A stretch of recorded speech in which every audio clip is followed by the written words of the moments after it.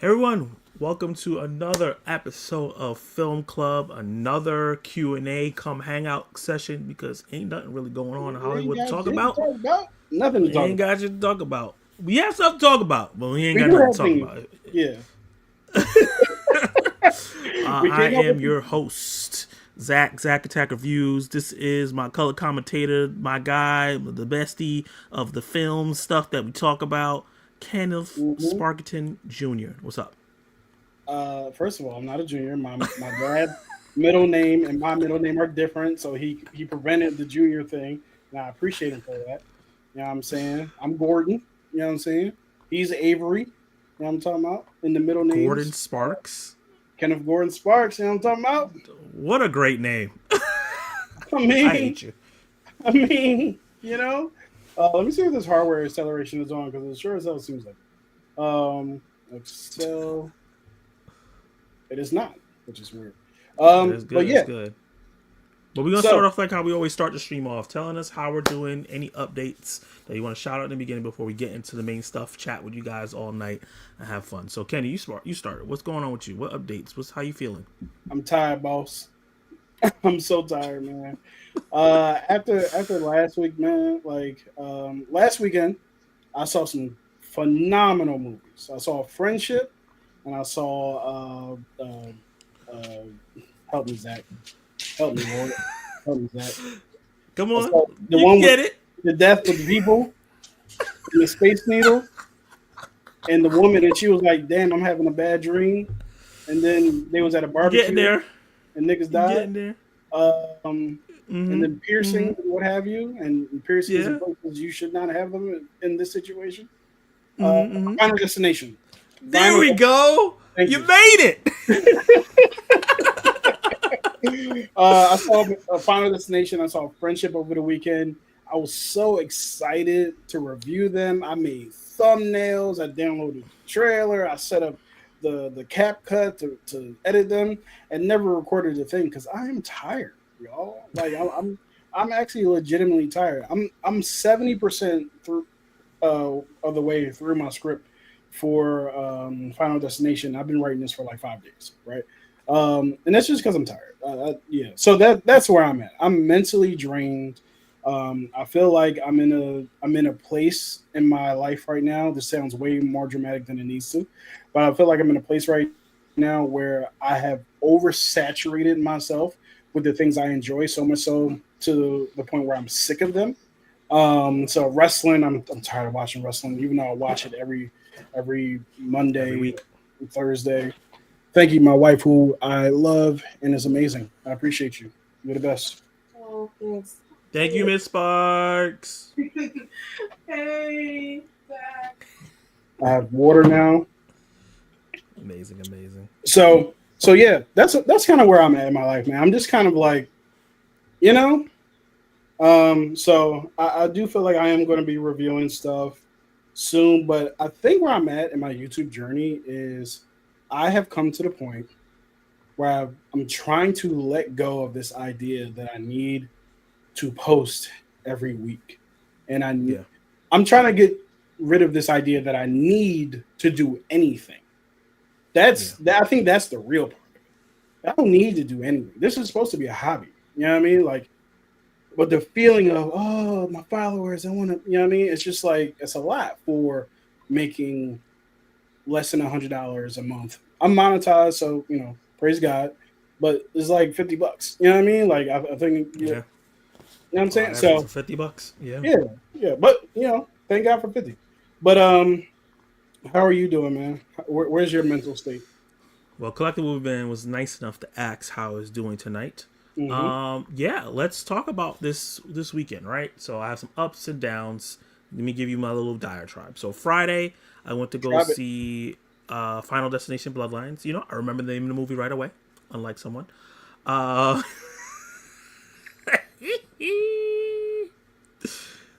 did you mute yourself?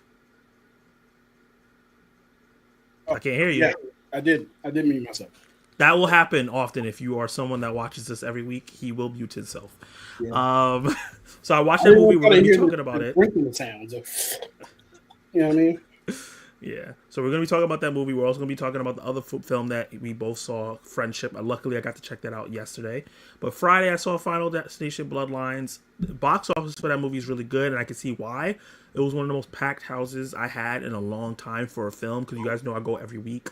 A lot of times there's only like a couple people when it's a small movie, but there was a lot of people in there for this movie, and my whole row was full.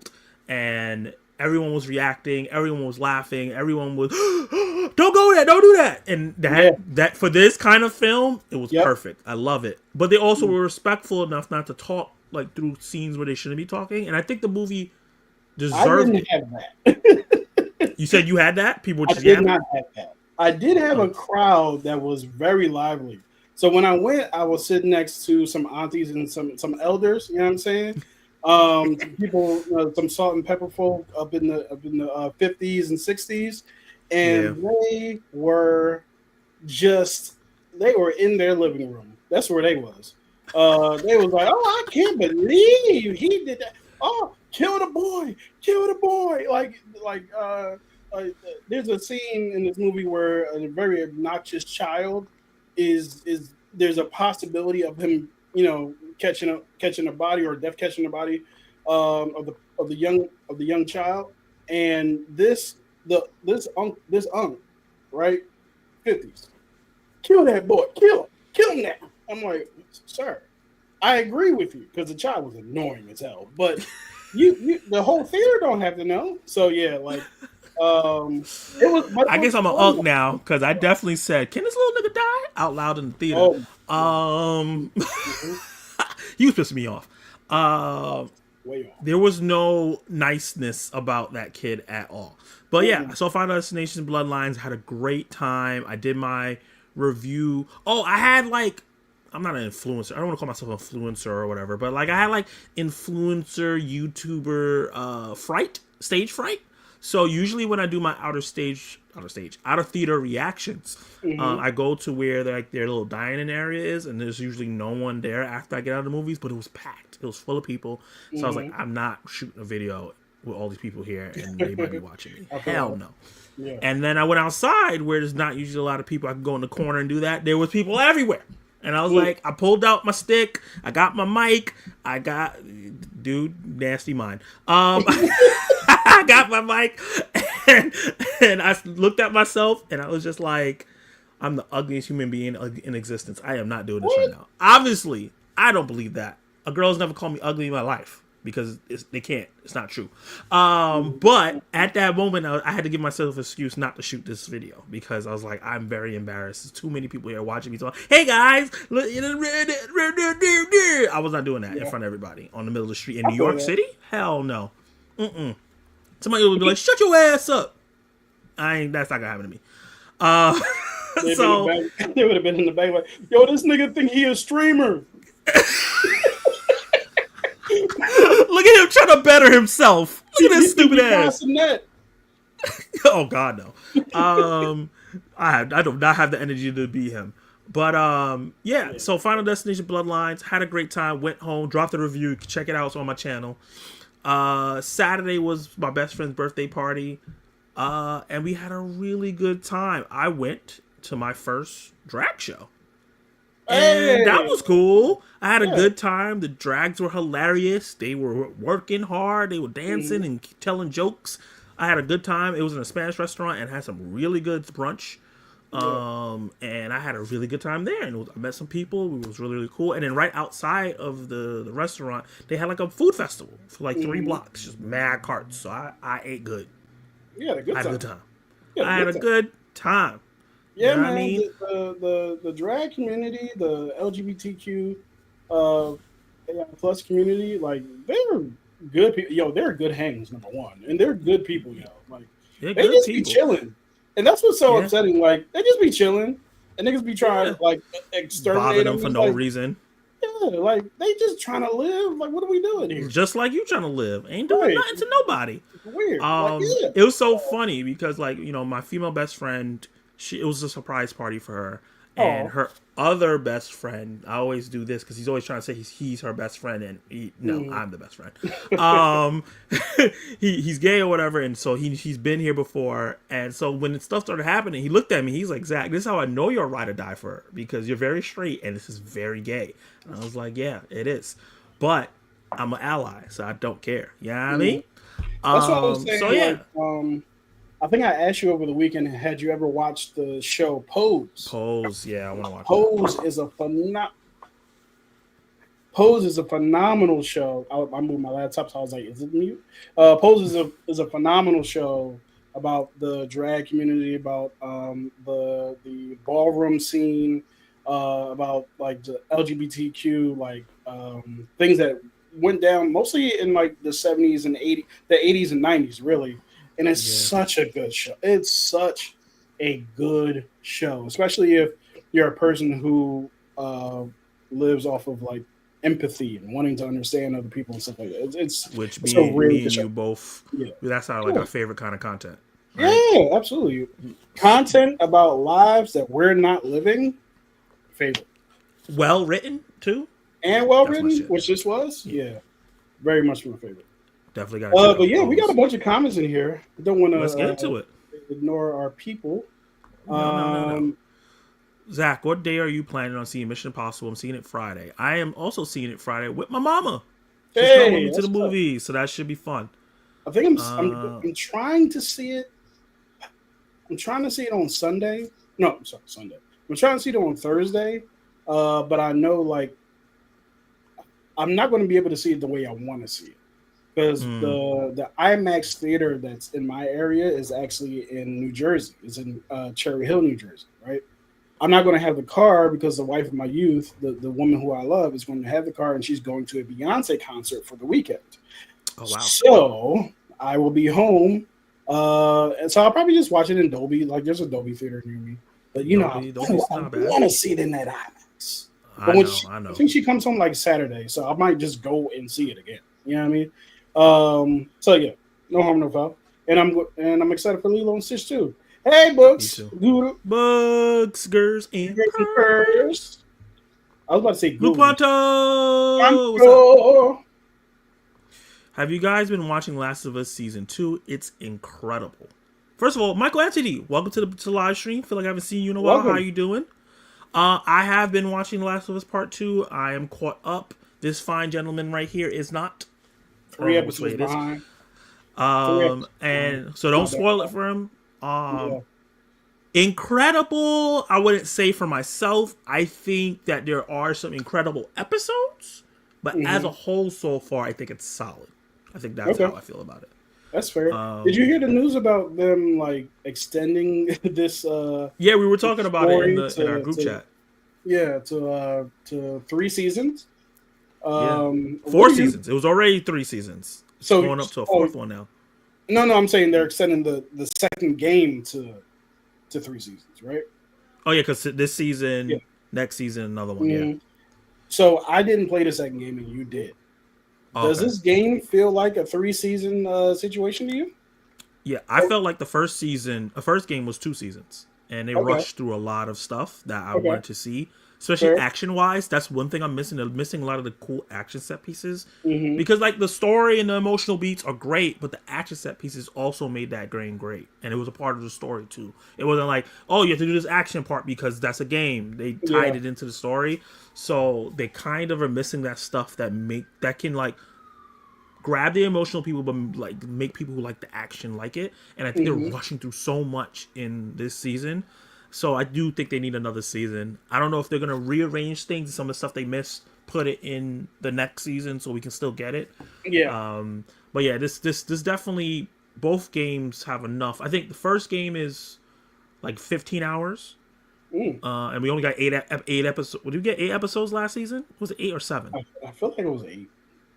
8. So that's 8 hours to tell a 15-hour story. And then this season, the next episode is the last one. And I think that's 7 episodes to tell a part of a 25-hour story. So, yeah, there's a lot that they have to go through, you know? Because it took me 50 hours to beat The Last of Us Part 2. But that was because I was doing everything. I was collecting everything. I was going through the side stuff. I would play certain parts to take my time and all that. But if you just like bum rush through it and like it's still cool 20 hours minimum, you know? That's still long. Yeah, that is long. Because I did play the first one. I beat the first one. And then I didn't go back to the second one because the first one gave me so much anxiety. I was like, you know what? I'm just going to chill. But yeah, man. So that's interesting because I would have thought it would have been like, hey, we should do maybe a season and be out of here. What up, TJ? And also they're adding so much content too because they're like adding extra context to stuff that wasn't in the game itself. So that extends it even more. Yeah. Lawrence Report. Mission Impossible this weekend, fellas. Hype is real. I'm so hyped. I'm kind of sad that it's kind of mixed. Like I'm seeing mixed reviews on it. But I'm still super hyped for it. Yeah, I'm hyped. I'm excited. I'm gonna watch the 7th one probably tomorrow night, before Thursday because I need to recap. I need to get back into the flow of it. Yeah, man. The net saying hi to folks. What's up? What's up, man? Johnny Kennard, nice thumbnail. What up, Johnny? Thank you so much, man. Like I took inspiration from Mary Jane. She was with Spider-Man. Sometimes I want to be in the air, swinging with a man too. So, yeah. Hold up. What? Anyway, so what's up? It's your man. All right. What's going on here? Prince. What up, AKA Prince? The Age of Action Assassin, Kenny and What Zachy. I love how he's calling me Zachy already. That's hilarious. Hey man, you got a nickname. It's Stitch voice. Aloha Ichiba. I can't do Stitch's voice. Can you do Stitch voice? I was about to try, but I was about to try. I saw it in you, and you were like, the embarrassment coming up. I was like, Ohana's family. You know what I mean? And family means nobody gets left behind or forgotten, Zach. Facts. Wait, and Zach hasn't seen Lilo because you haven't seen it. You haven't seen it. What are you talking about? I have seen the original Lilo and Stitch. Oh, okay. Of course. And I watched the animated show. How dare you? Cinephile. There's stuff I haven't seen, but Lilo and Stitch is one of those. Okay. I've seen. I never heard of Pose, but I definitely want to see it. And when you're talking about it, Kenny Spark, I looked it up and it's on Hulu, so I'm definitely going to check out the show. Nice. It is on Hulu. Getting people into the good stuff. Yep. I think it's 3 CC. C Money. What up, folks? Fam friends, what's up? What's good? Yeah, the story for the second game is almost $30 plus. Then if you do all the extra stuff, it's almost 30. I think if it depends on how fast of a gamer you are. Like if you are like a pro or whatever, you probably can get it done in 22 or 20. Yeah. But if you're someone that takes their time, which is me, I don't like rushing through games because I'm like, I've spent $60. I'm not gonna beat this in a weekend. Like, what am I doing that for? Yeah, it took me like 50. I just got into watching all the Mission Impossibles this week. I finished the last movie today, and tomorrow I'm doing a video ranking my Mission Impossible movies. That's a really good idea. Collector, can I say, maybe wait till you see the last one. That's true. That's coming out, and rank them then. It's going to be hot to get more viewers. Yep. And you can do a review for the new one there. You know what? That's what we should do next week. For sure. Yeah. We should for sure do that.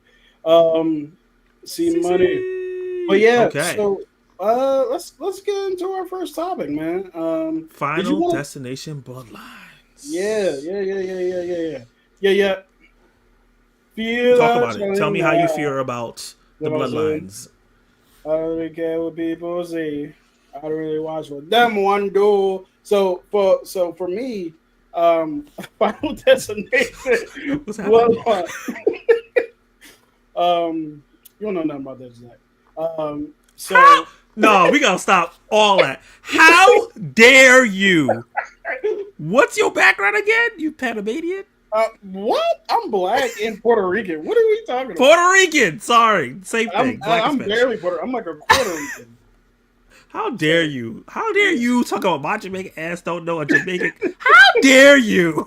I'm just saying, you know what I'm saying? You better go sing that Gasolina or something. What you got? That Gasolina. Gasolina All right. is where it's at, dog. See, you think I'm not cultured. I stay cultured, but I'm sorry. We're supposed to be talking about Final Destination. Yeah. And speaking of culture, the Final Destination series is a big has had a big cultural impact on us because the Especially brilliance millennials. of this movie, before we even get to it, it has been the marketing with them actually driving log trucks around cities with Final Destination on the back because they know what they did to us. They know They what know what they did. happened. They know what they did. They know what I they seen did. it. The second movie, if y'all haven't seen it, I'm sorry, spoilers for I'm assuming 20-year-old movie now. Like so the second movie, the premonition is on the highway, which I have a huge conversation I have about that. And the logs fall off the truck, and they start going through cars, knocking people off motorcycles, all this stuff, man. And Most it horrifying has shit ever. traumatized us from driving behind log trucks since forever. So Yeah. the funny thing about that, I was thinking about this today when I was writing my review for this movie that I haven't put out. And I was thinking about how petty death is and how he gets pissed off if you don't die, like if you escape death, if you skip death and stuff like that. But I don't see. This is how messed up death is, right? You pissed off at me for avoiding death when you were trying to throw me off a space needle that was on fire and the glass floor broke. Yeah. It wasn't a peaceful death in my sleep, my nigga. You were trying to kill me. And the word one lady, And it's not even something that's quick. Because you're Right. like falling, you're feeling the fall and all. Like, no. What we talking about here? Like you mad at me because I didn't want to get crushed by a piano? Like what we doing here? What are we doing You know here? I mean? And through all 6 movies, I think it's 6 or 7. Through all 6 movies is at sixth this one. point. Okay. Yeah. Through all 6 movies at this point, every premonition that we've seen, I did not see the 4th one or the 5th one actually. Every premonition that we've seen has been you blew up my plane, you hit me, you took the logs off a log truck and decapitated me, and a roller coaster that I was chilling with my homies on a roller coaster, and you wanted to unscrew the rails. Like, but you mad at me. Kill me in my sleep. Why you gotta be so inventive? So, like, look, that's the petty part, and then he comes back with a vengeance, like you did something wrong. But yeah, man, I really enjoyed this movie. I had a great time with the lore of it. I love the way the family history was explained and how it explained like the different tendrils and I don't know if tendrils is the right word, but the different generations of kids and people's kids and why death is after them. I love the Tony. I know TJ mentioned Tony Todd and his last lines, which were great. Yeah. His send off was perfect because it was all like I want to call it like a freestyle, but it was all him, right? He came up with that. And it was so funny because I was in the theater and I'm like, I recognize that gentleman was familiar. I thought it was Tony Todd, but I'm like, he looks too skinny to be Tony Todd. Yeah. Right. And that was kind of skinny. like, I thought for a second that they had replaced him. But no, like it was Tony Todd. So as soon as he opens his mouth, you can tell. And usually Tony Todd's clean shaven. He had a beard. Yeah. He's smaller, so I could see. Yeah. So yeah, his last words were incredible, and it's so funny that a movie where death is actively trying to kill you, he's telling you to live your best life. Don't waste your life. You know, don't take anything for granted, which I thought was beautiful and ironic at the same time. You don't know when it's going to end. You don't know when it's going to end. You don't know when death is going to unscrew the rails on the roller coaster that you're on for no reason. You know what I mean? So, yeah, like kill me in my sleep. Like, what are we doing here? So, like, but yeah, man, like I really had a good time with it. We talked about the crowd already and how good the crowd was, and sometimes annoying. Some people had main character energy, which we don't necessarily need. Yeah. But yeah, man. So, what was your experience with the movie? Yeah, talk to me. Yeah, the movie I think was very innovative. I think one thing I gotta say is we have only a few franchises that are very consistent. We talk about Hmm. Mission Impossible. That's one, Yep. right? Yep. Mission Impossible probably has one movie that people consider bad, and Yeah. that's like really early on in the franchise. I don't even think that movie's that bad, but it's the worst of the movies. The 7 movies that's come out so far. And I think Final Destination is the same way, right? We have 6 of these films, and I think people think 4 is bad, and I haven't seen it. I only saw the first 3. I haven't seen 4 or Mhm. 5, but I think it's like that and Scream are the most consistent horror franchises that we have, and the thing Yeah. that they do is that they honor the past. They give the Hmm. fans what they want in terms of the types of kills that we want, right? Hmm. That's funny.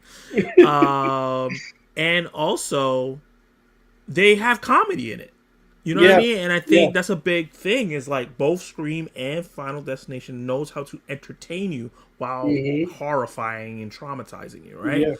Because I went to go get an MRI recently. Do I want to get Oh another God. one after seeing this movie? Oh Probably God. not. Oh God. um Man. I thought going on a tall building was really cool because I'm in New York. After seeing the Space Needle sequence, do I want to? Not I work. really. I work on the 14th floor of my. I work at the highest floor of my building. I was already stuck in the elevator once this year, and I'm not trying to do that again. Yeah. So like, I'm not. You know, they know how to traumatize us. They use things that we go through the daily and scare the crap out of us with, right? Yep. But it's not all about the gimmick. They gave us really characters that we can invest in this one. I don't think they Hmm. do that in every film. I think this might have been the best group of characters that we've gotten so far. And I was really I invested agree. in the grandma as a youth. I really liked that actress. Hmm. She was Stargirl in the CW shows, and she did a great job here. And then her granddaughter, I don't never seen that actress before, and she Yeah, was great.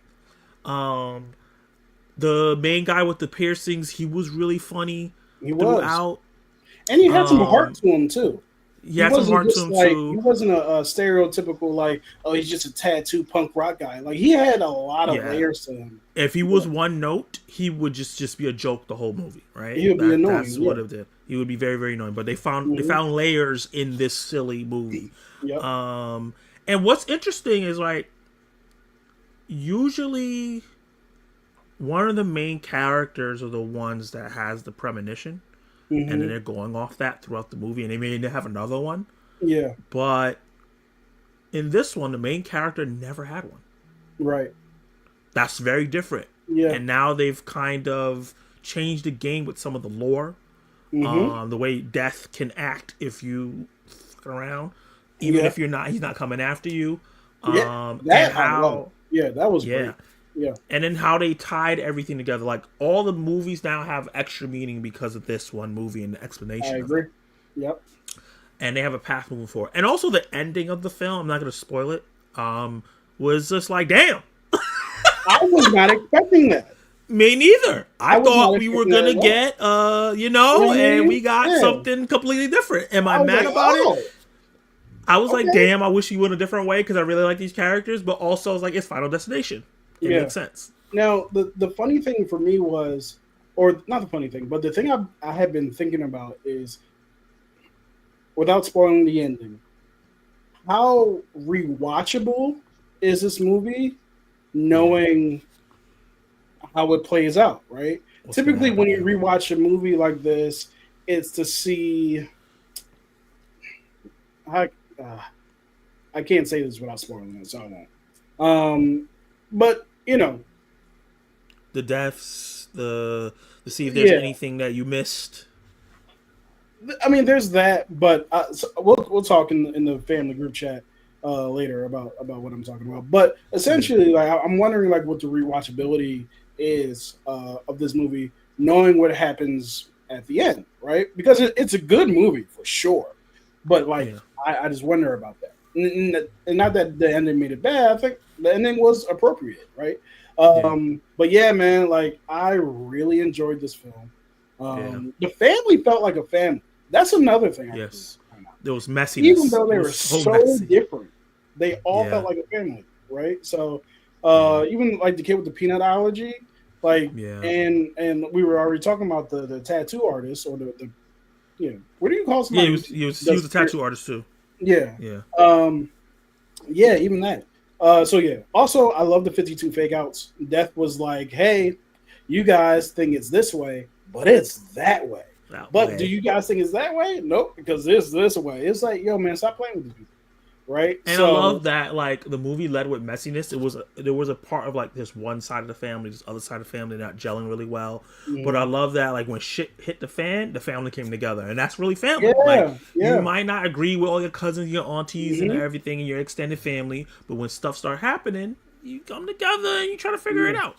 What's funny about this discussion that we're having right now is that this is not the type of discussion I was expecting to have about Final Destination, about the Me neither. character depth and like all these like different intricate rather family things. Like that's not Yeah. what I was expecting to have a conversation about. But the Me movie is neither. really good. I want to get to the next comment right here. I don't Yeah. need to see that movie to be afraid of trucks. I've always been afraid of being beside, behind, in front, and in front of a 18-wheel driving. I have seen Destination too, but I was afraid of trucks. Yeah, I like driving on the highway next to 18 wheelers is one of the scariest situations imaginable. Yeah. It's even worse when it's in the driving rain, which I've been in that situation many times, and you can't Oof. see because all the water's being kicked up by the 18 wheels on the 18 wheeler, and yeah, it's impossible. Anyway, yeah, it's terrible. Yeah. Let Maybe me shout throw out Peter. Peter Muse film. What's up, Peter. man? What up, I Peter? hope you get to check it out, man. Yeah, man. Hopefully we didn't say too much. Yeah. Jason Entertainment, man.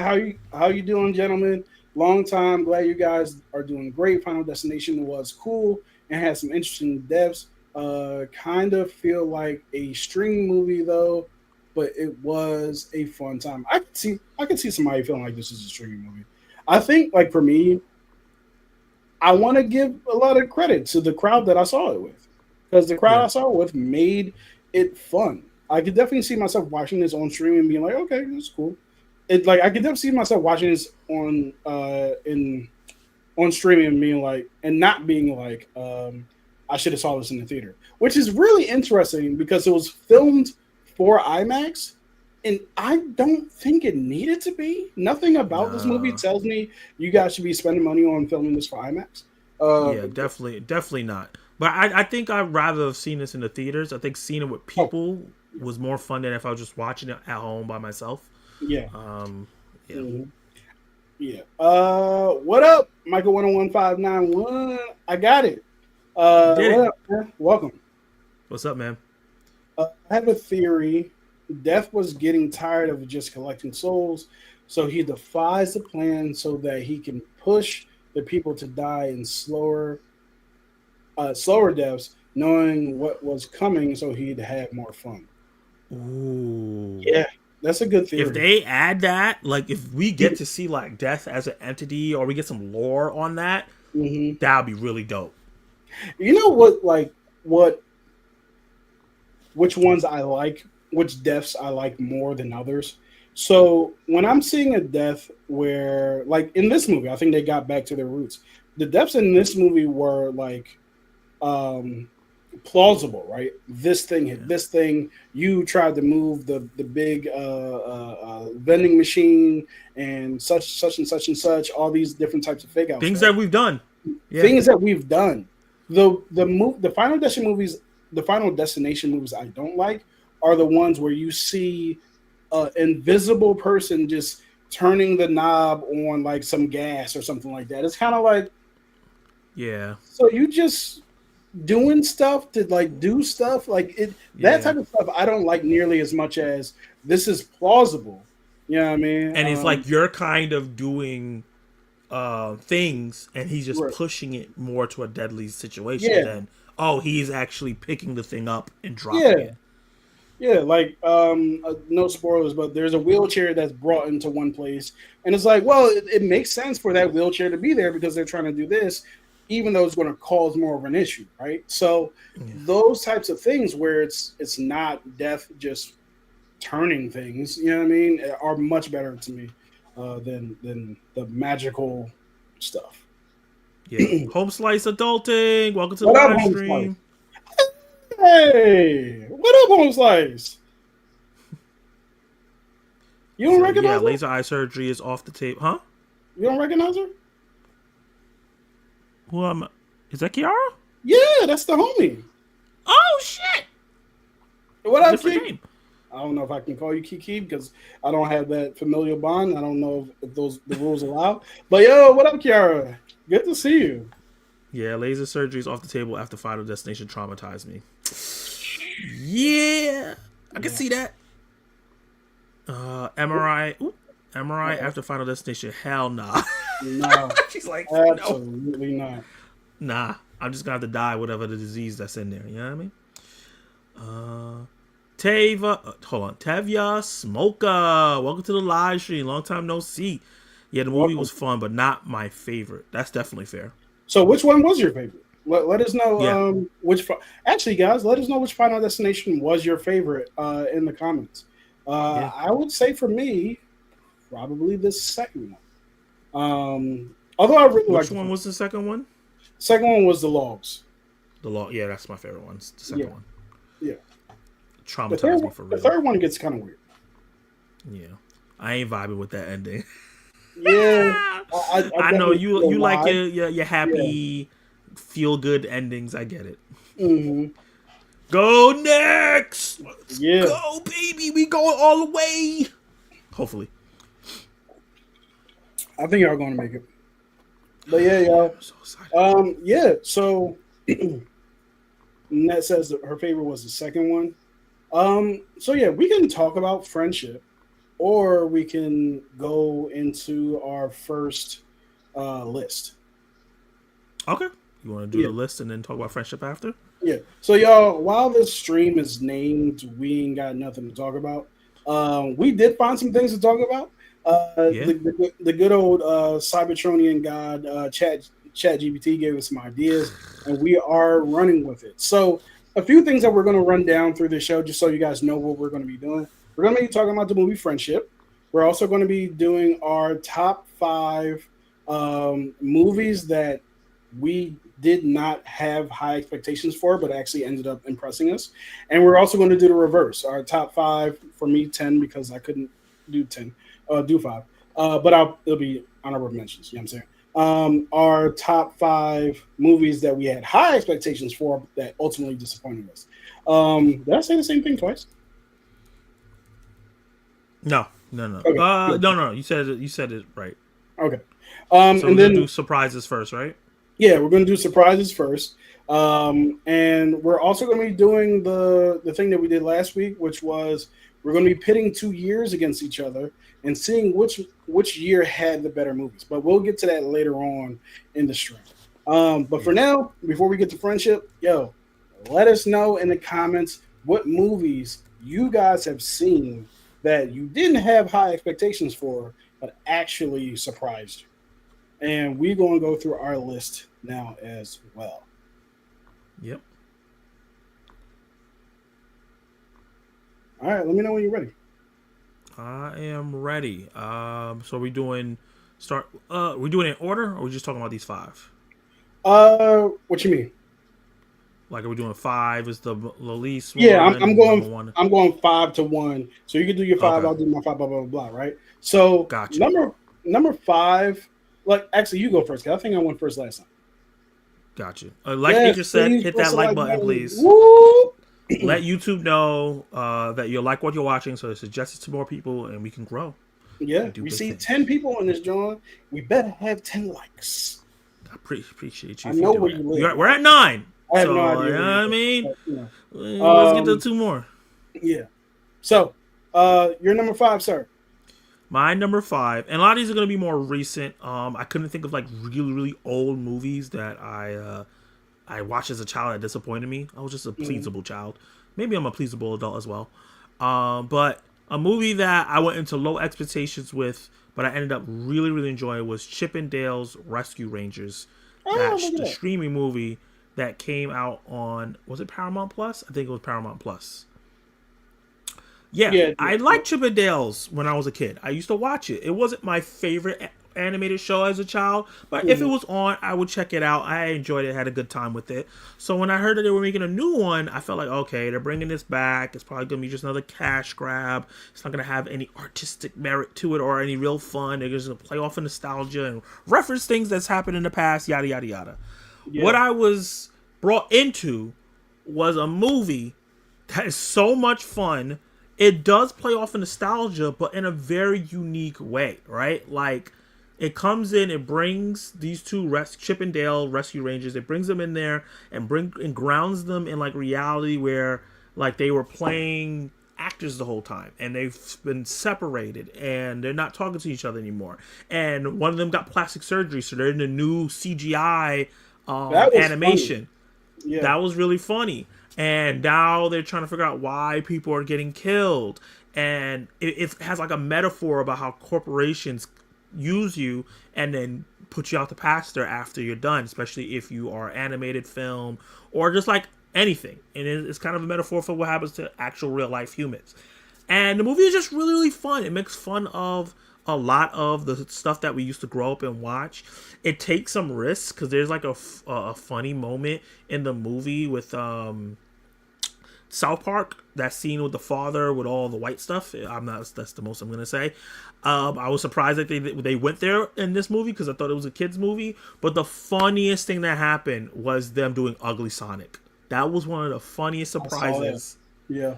That I didn't see that coming. I didn't expect it. But like a convention with all the old characters that people don't use anymore. And kind of like real life, a lot of the old actors are always doing conventions. I thought that was genius. I just really loved this movie. It was really, really fun. And I think it's rewatchable. Sorry. Ooh. Sorry. I'm doing stuff. This is in the way. Bad. Yeah. No. That's not important. Okay. Yeah. I myself have not seen that movie. Actually, what I will say is I saw like the first 20 minutes of the movie, and then I never went back to it. That's not because I thought it was bad. It's just because I got busy with something else. But yeah, like it sounds fun. But yeah, I'm gonna get to. Okay, so number 5. Let's go from 5. 1 second, y'all. And yeah, don't forget to put. Yeah, don't forget to put your choices in the. While you look that up, I'm gonna go into what they're saying. Okay. French should surprise the hell out of me. As of now, it's in my top 5. I'm not even mad at you. Yeah, French. Do you like Arachnophobia? No, hell no. The movie? Mm-mm. Yeah, no, I'm good. So I saw that movie when I was a youngling. Yeah, I saw that movie when I was a youngling because I used to play those movies right after Saturday morning cartoons on UPN for some ungodly reason. And yeah, no, it kind of furthered my arachnophobia. So not for me. And not only that, like it was doing like a back-to-back thing with like It and It. Oh no. It was not It for me. Is there a spider scene in it? There's a giant spider scene in it. Nope. Like I'm talking about like the same thing that we saw at the end of Lord of the Rings. Oh God. Yeah, it's bad. So my number 5 choice. Should have did this before. My number 5 choice. We'll get it together, guys. Don't worry. Yeah, I promise you, we will. We had hours to get this together. We didn't.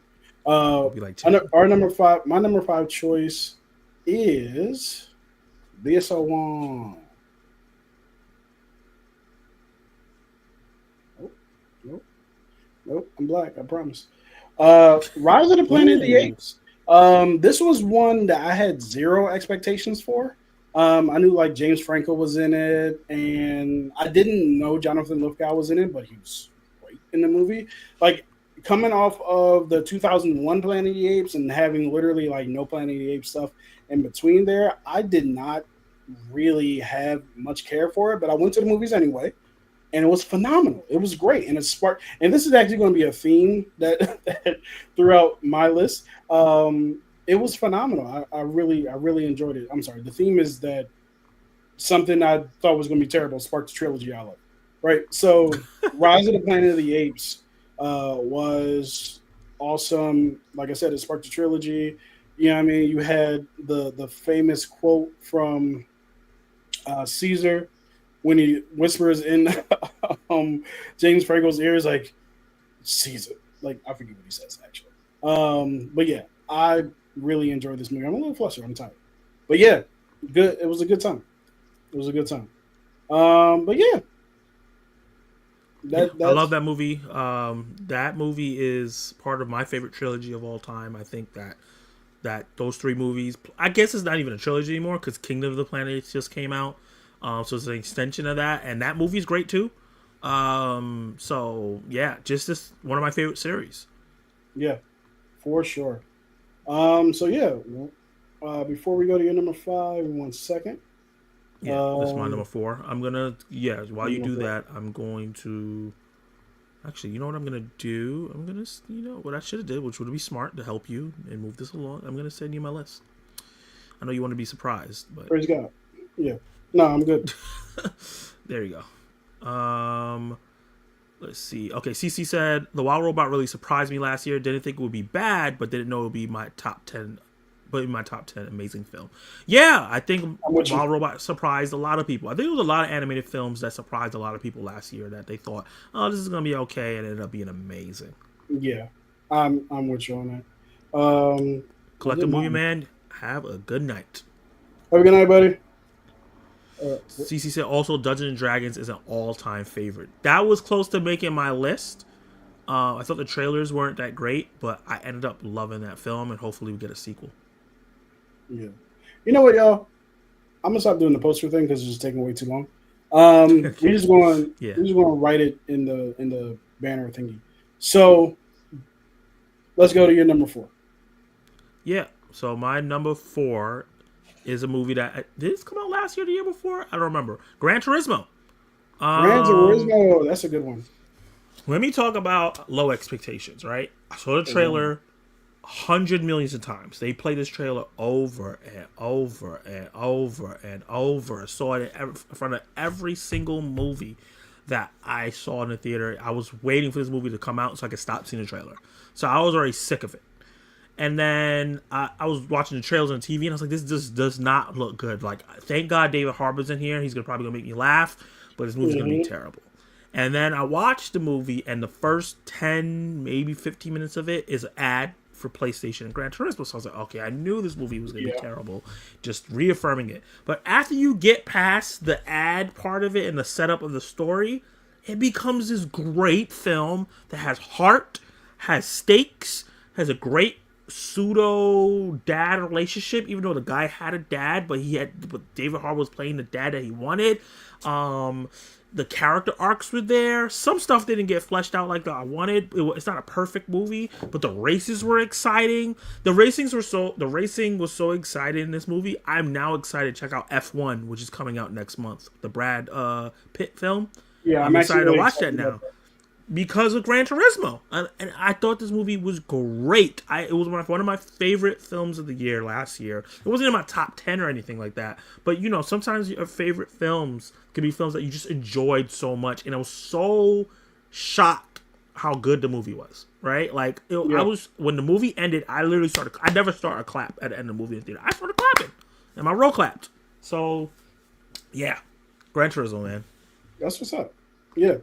For me, I will say 1 second here.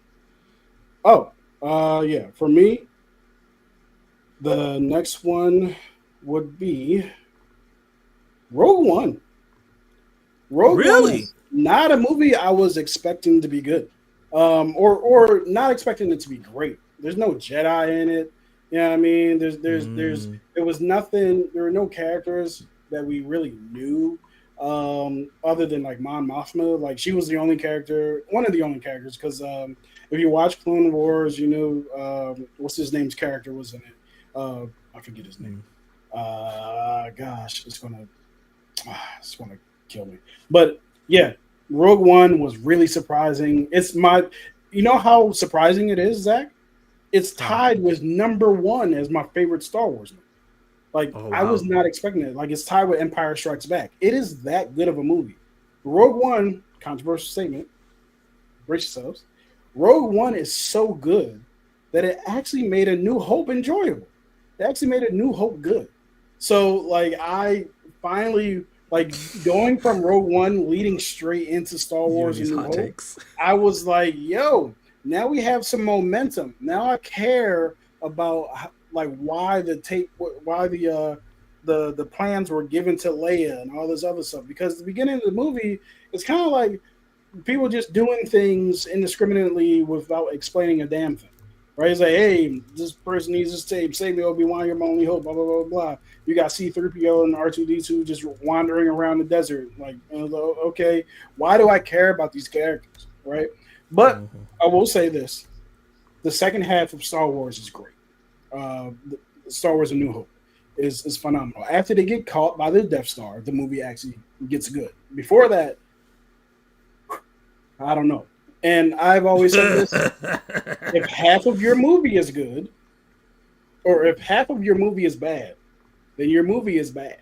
And that's always how I felt about it. But Rogue One made it enjoyable. I actually went home that night and watched A New Hope because it was so So Rogue One is definitely my number. What is this? 4 of my biggest surprises. I love all these characters. I need to watch Andor. I have not watched season 2 at all. But yeah, I just absolutely. Oh, Krennic. Krennic is one of my favorite characters. Jyn Erso, K2SO, like all of them are like awesome characters.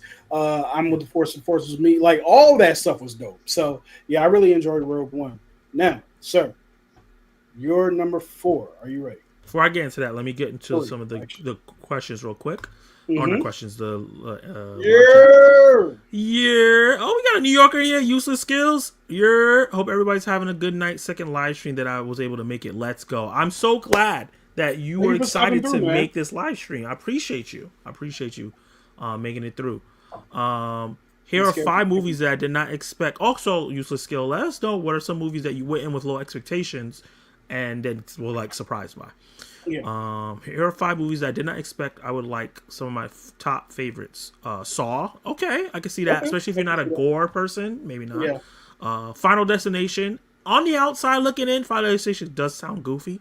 But it's really, really good. King Kong 2005. Is that the... Jack Black. Huh? Jack Black and him. Oh, okay, no, I didn't see that one. Yeah. And I saw that one in the worst circumstances you could ever see it. I was in the front row. Oh, God. Literally, like, of the IMAX theater looking up like this. A giant gorilla is yelling in my face the whole time. Not great. Like, yeah, so it was... I fell asleep, crazy enough.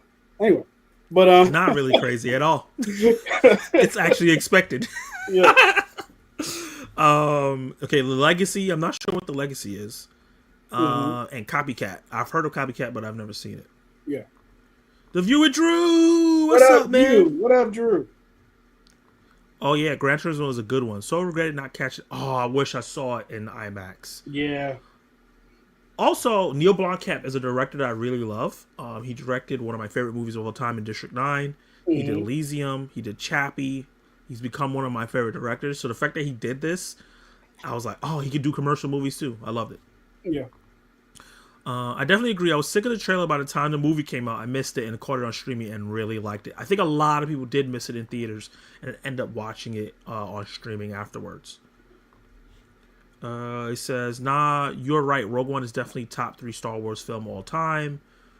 Rogue One is an S tier film. Yep. Nanette has never seen Rogue One. Should definitely check it out. Bullet Train is a film I had low expectations at first, but was heavily surprised. I agree with that. That's a good choice.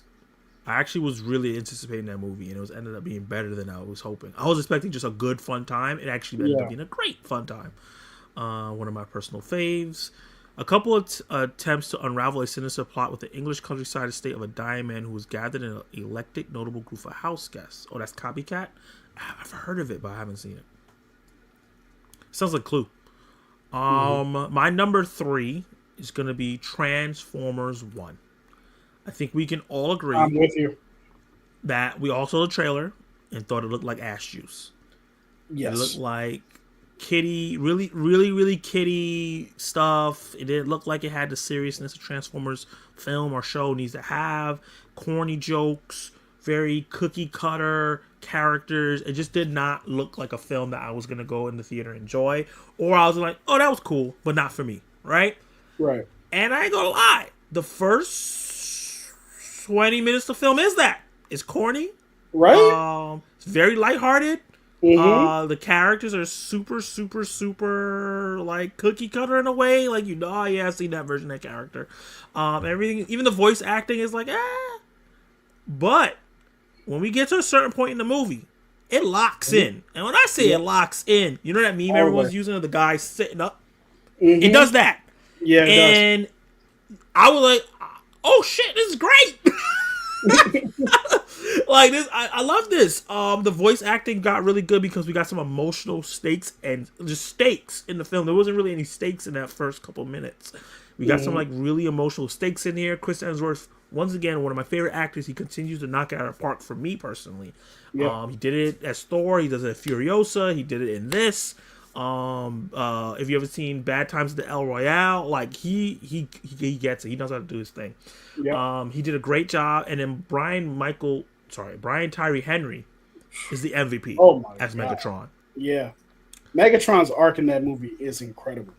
It is one of the most well fleshed out, because it's not like they just made him a villain for villain's sake. Like, you could see my thumbnail for my review of the movie was I stand with Megatron. Like, I was on his side. Like, kill all these people. Like, it's such a good art. And when his eyes turn red, it's like, yo, this and the flip there, right? Because like Optimus, or I forgot what his name before Optimus was. When he started off, he was the rebel kind of one, right? He was a rebellish one, and then got whatever Megatron name was before that. He was more of like, I follow the rules. We got to do this. We got to do this. We got to do this. Yep. And throughout the movie, you start seeing them switch. But you know what's funny? Megatron's switch is like way more drastic than where Optimus was in the beginning of the movie. Optimus was kind of like, I'm going to break the rules because I need attention. And he was like Naruto. I need to break the rules to get attention. And Megatron was more like, I don't know, not even Sasuke. He was like, I just got Itachi. I'm going to burn all this down. Right. You know what I mean? It was crazy. And it was really, really solid. Yeah. What's funny is that kind of reminds me of Iron Man and Captain America's arc throughout the Infinity Saga.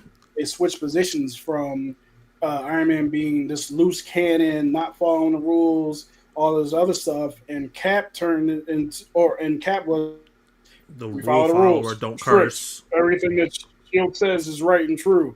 And then by the end of the saga, Iron Man's like, I gotta protect my family. I gotta protect home. I can't go on this crazy space journey with you guys. We gotta be regulated. Right. Yeah. And Cap is like, F the government, F y'all. You know what I mean? We out here, nomad, baby. I'm growing a beard. Right. I'm growing a beard. I got a Wakandan shield. Like, I'm out here. But yeah. So, continuing with my theme. Wait, I think we got some comments. Let me make sure. Yep, we do. Couple of times that you read that one. You read this one too? Oh no.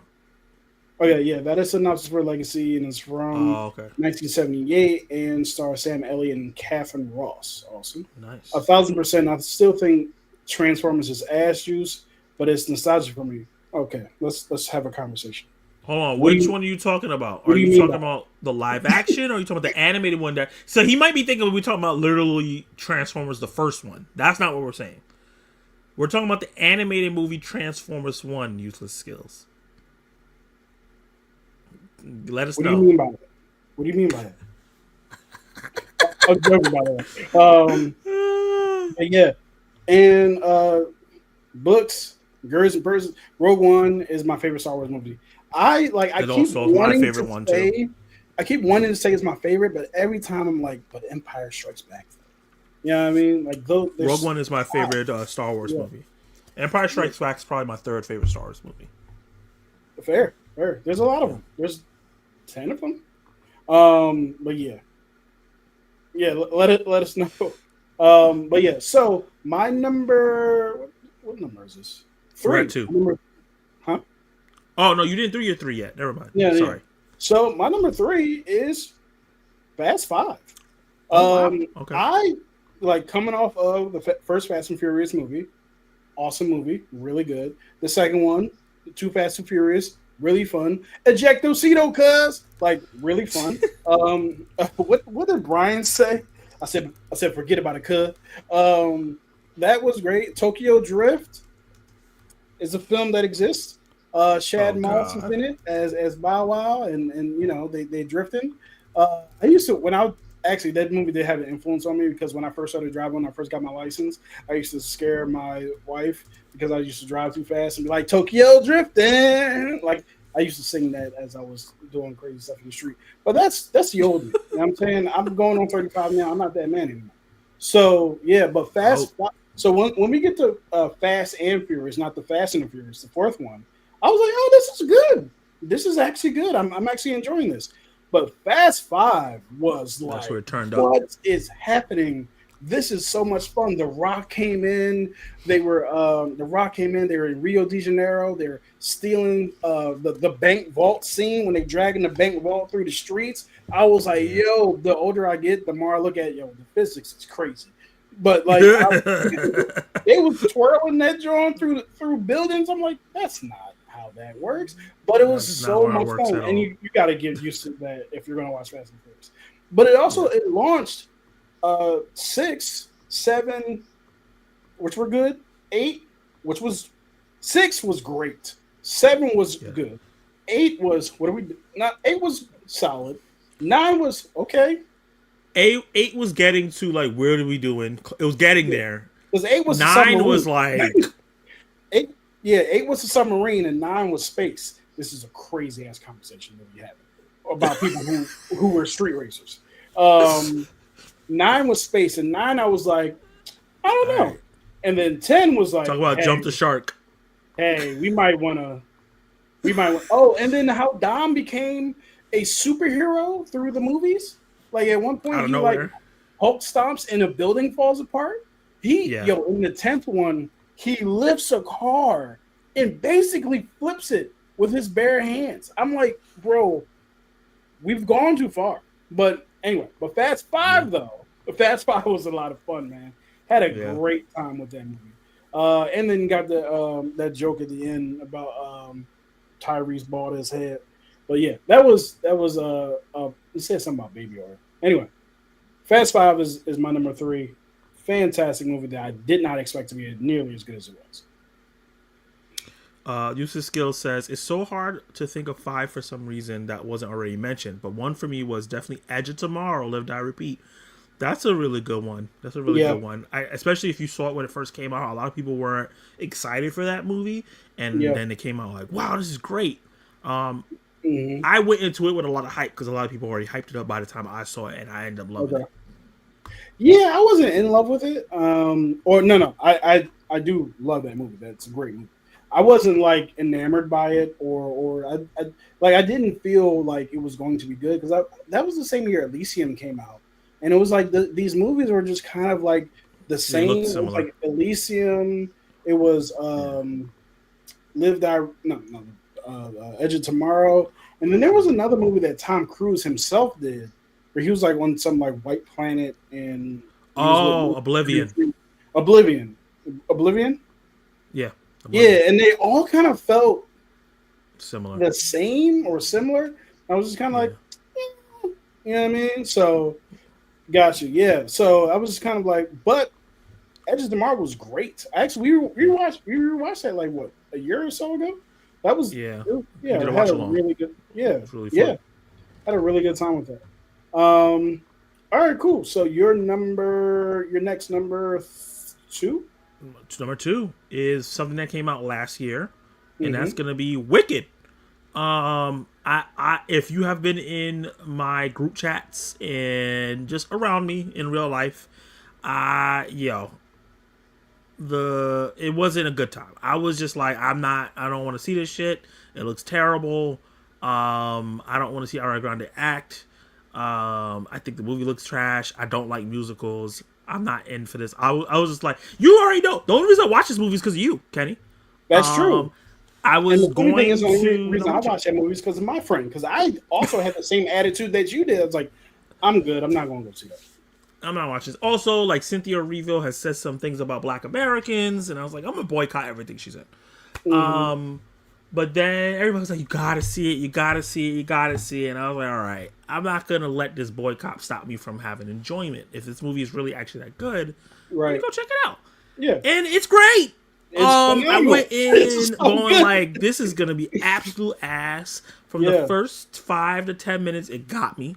Mm-hmm. The movie still doesn't look great. I'm not gonna lie. The lighting is not good, but Mm-hmm. everything else, the singing is great, the acting is great. The Yeah. story is a little messy, but it comes together well at Mm-hmm. the end, and I had a really fun time. Yeah. The CGI was really strong. I thought the goats and the animals looked great. Yep. It was never a point where I didn't believe that they weren't right there physically with everybody. Yeah. And I think Ariana Grande was so funny, and Cynthia Erivo She's was so good in so this movie. good. Yeah. She's so good. Yeah.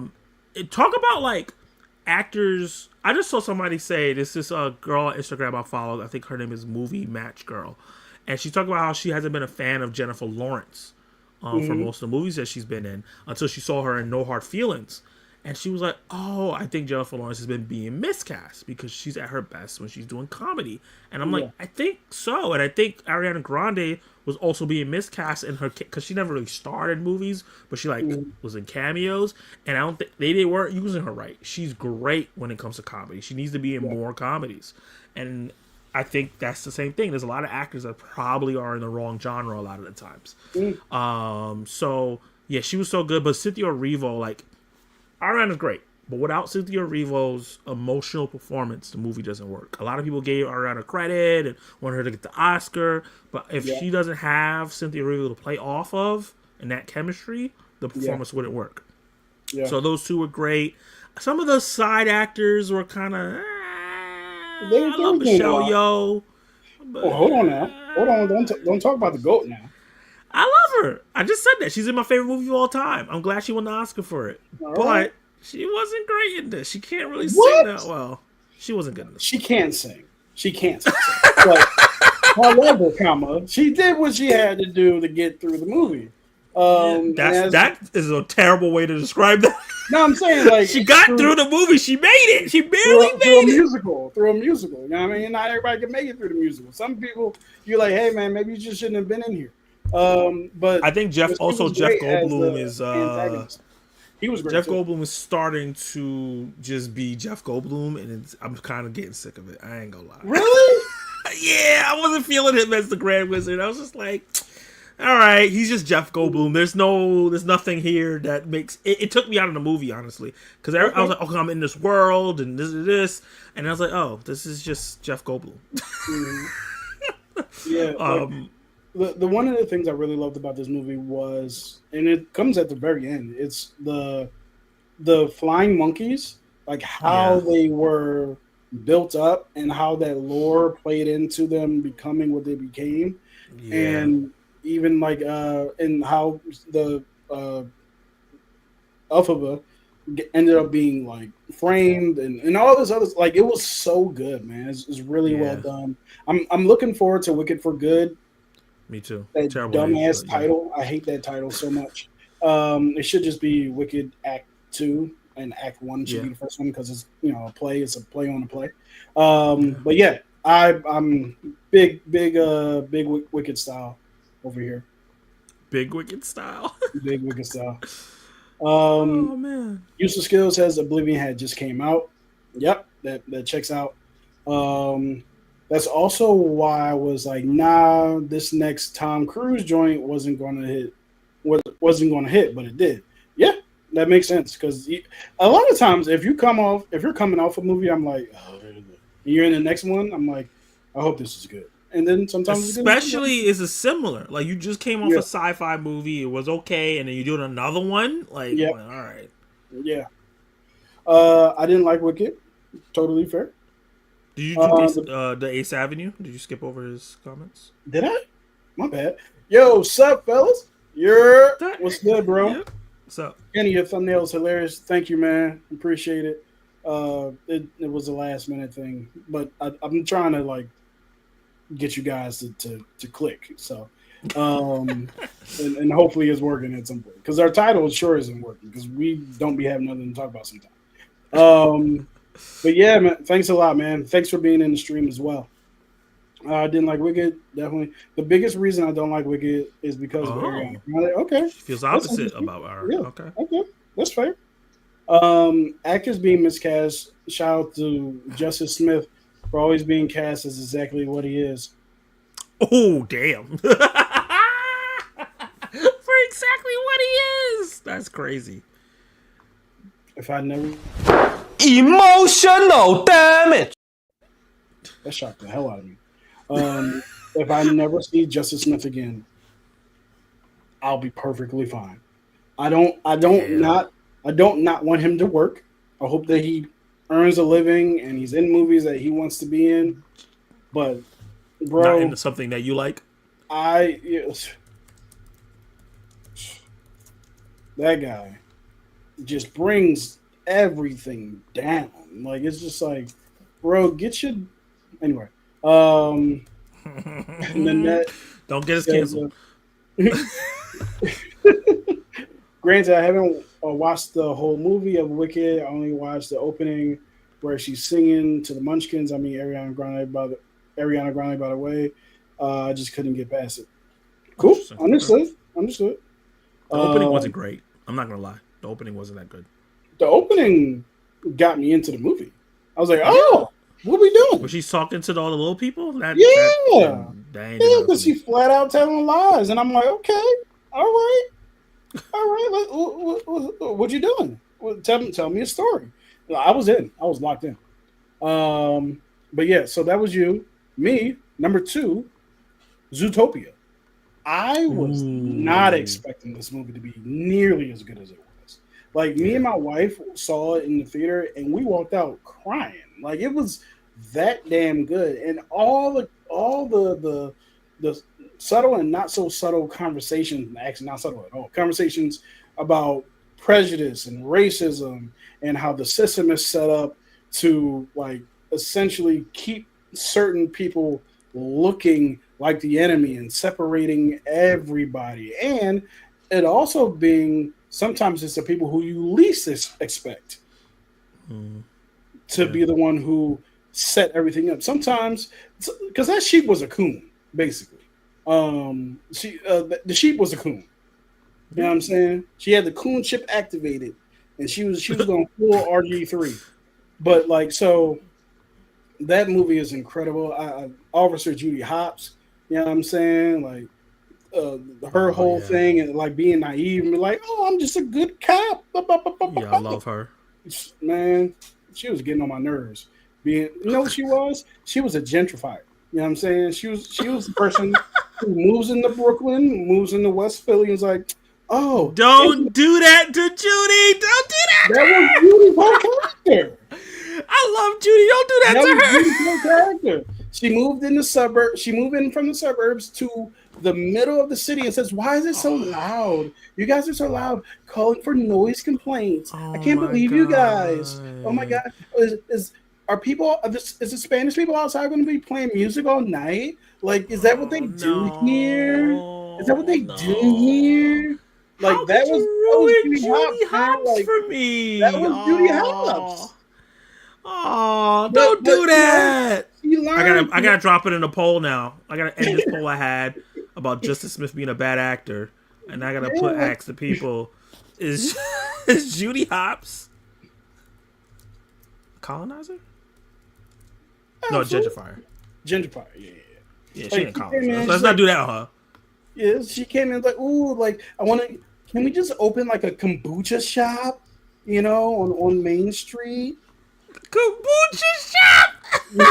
Judy was definitely a Karen. For Oh sure. no, not my sweet old Judy. Because Judy Judy with Hopps the booty. represents a lot Huh? of people who move in the neighborhoods and talk about how everything should be, but don't understand why things are the way they are. They are. But this is why Zootopia is great, and I was not expecting this from this movie. What I was expecting was a funny scene from the trailer with the sloth taking forever in the DMV. Oh, That one of and my that was also favorite funny. scenes of all time. And it's hilarious, but I wasn't expecting everything else that came with it. And it's Yeah, such a that's not good the whole movie. Yeah. It's such a good movie. Yeah, great movie. So yeah, Zootopia is my number 2. Agree with Zootopia. Yes, sir. Ma'am. Love Zootopia. Yep. And useless skills. Thank you. Thank you. Judy's definitely a Karen. She was, but she learned. Damn, But she learned. these hot takes. It's not a hot take. It's an examination. It is. It is what it is. I think that she was definitely a white lady, though, because even the innocent act at the end, literal white woman. You're right. You're 1,000% right. Yeah. You're 1,000% right. Because she was the type of person who works with Jamal, right? Because she has to. If she has to. But the moment she steps outside, when she goes home, she's voting to take Jamal's rights away. She's so nice to Jamal in the office. Oh, Jamal, he's such a sweet boy. He's such a he's such a kind. Yeah, but you know what? I really feel like that we should just go for stop and frisk because I don't feel safe, and I don't think that's going to impact Jamal because he's one of the good ones. Like that's who she is. Like Oh my god.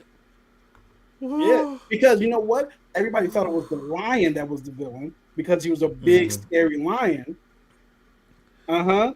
I can't wait for Zootopia 2. I'm sorry.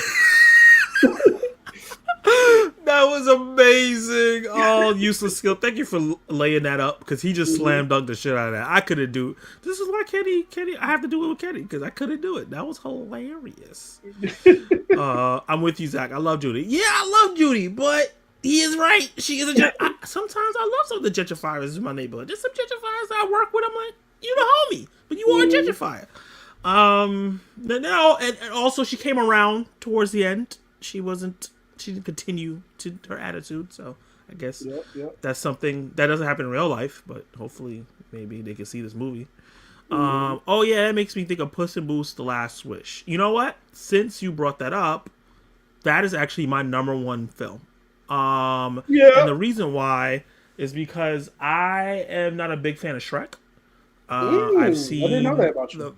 the first 3 films once, and I never went back. I never felt the urge to go back. And I know people love those movies. Like, they're the greatest ever. And it just wasn't for me that way. It wasn't bad. It wasn't like I watched them like, oh, this is trash. I was just like, okay.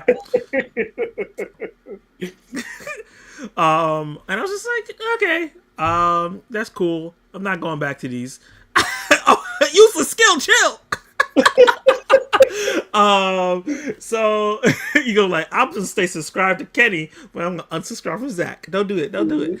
I didn't say it was bad movies. I'm just not the biggest fan of them. Okay. And I also didn't watch the first Puss in Boots. Right. I never watched the first Puss in Boots. So this is a sequel to a movie I never watched, to a spinoff of a franchise that I didn't really care for. I didn't have the emotional investment in it like people had. That's what people said. Shrek 2 was peak, but after I heard that after the second one it kind of goes downhill after that. But I heard such great things about Puss in Boots: Last Wish. I also heard from somebody I trust that you do not have to watch the first one to enjoy this one. So I was like, you know what? Let me go watch it and me go enjoy it. And by golly, when you talk about Zootopia having themes in it that you didn't expect, you expected like a fun time. This movie with its villain was amazing. You still haven't seen it, right? I have not seen it. No. You're going. When I tell you, there's 0% chance that you do not like this movie, or 0%, yeah, that you do not like this movie. I'm telling you, you're going to love this movie. I know excited. you. I'm excited, but I know I have you. to watch, being the completionist I am, I have to watch the first one.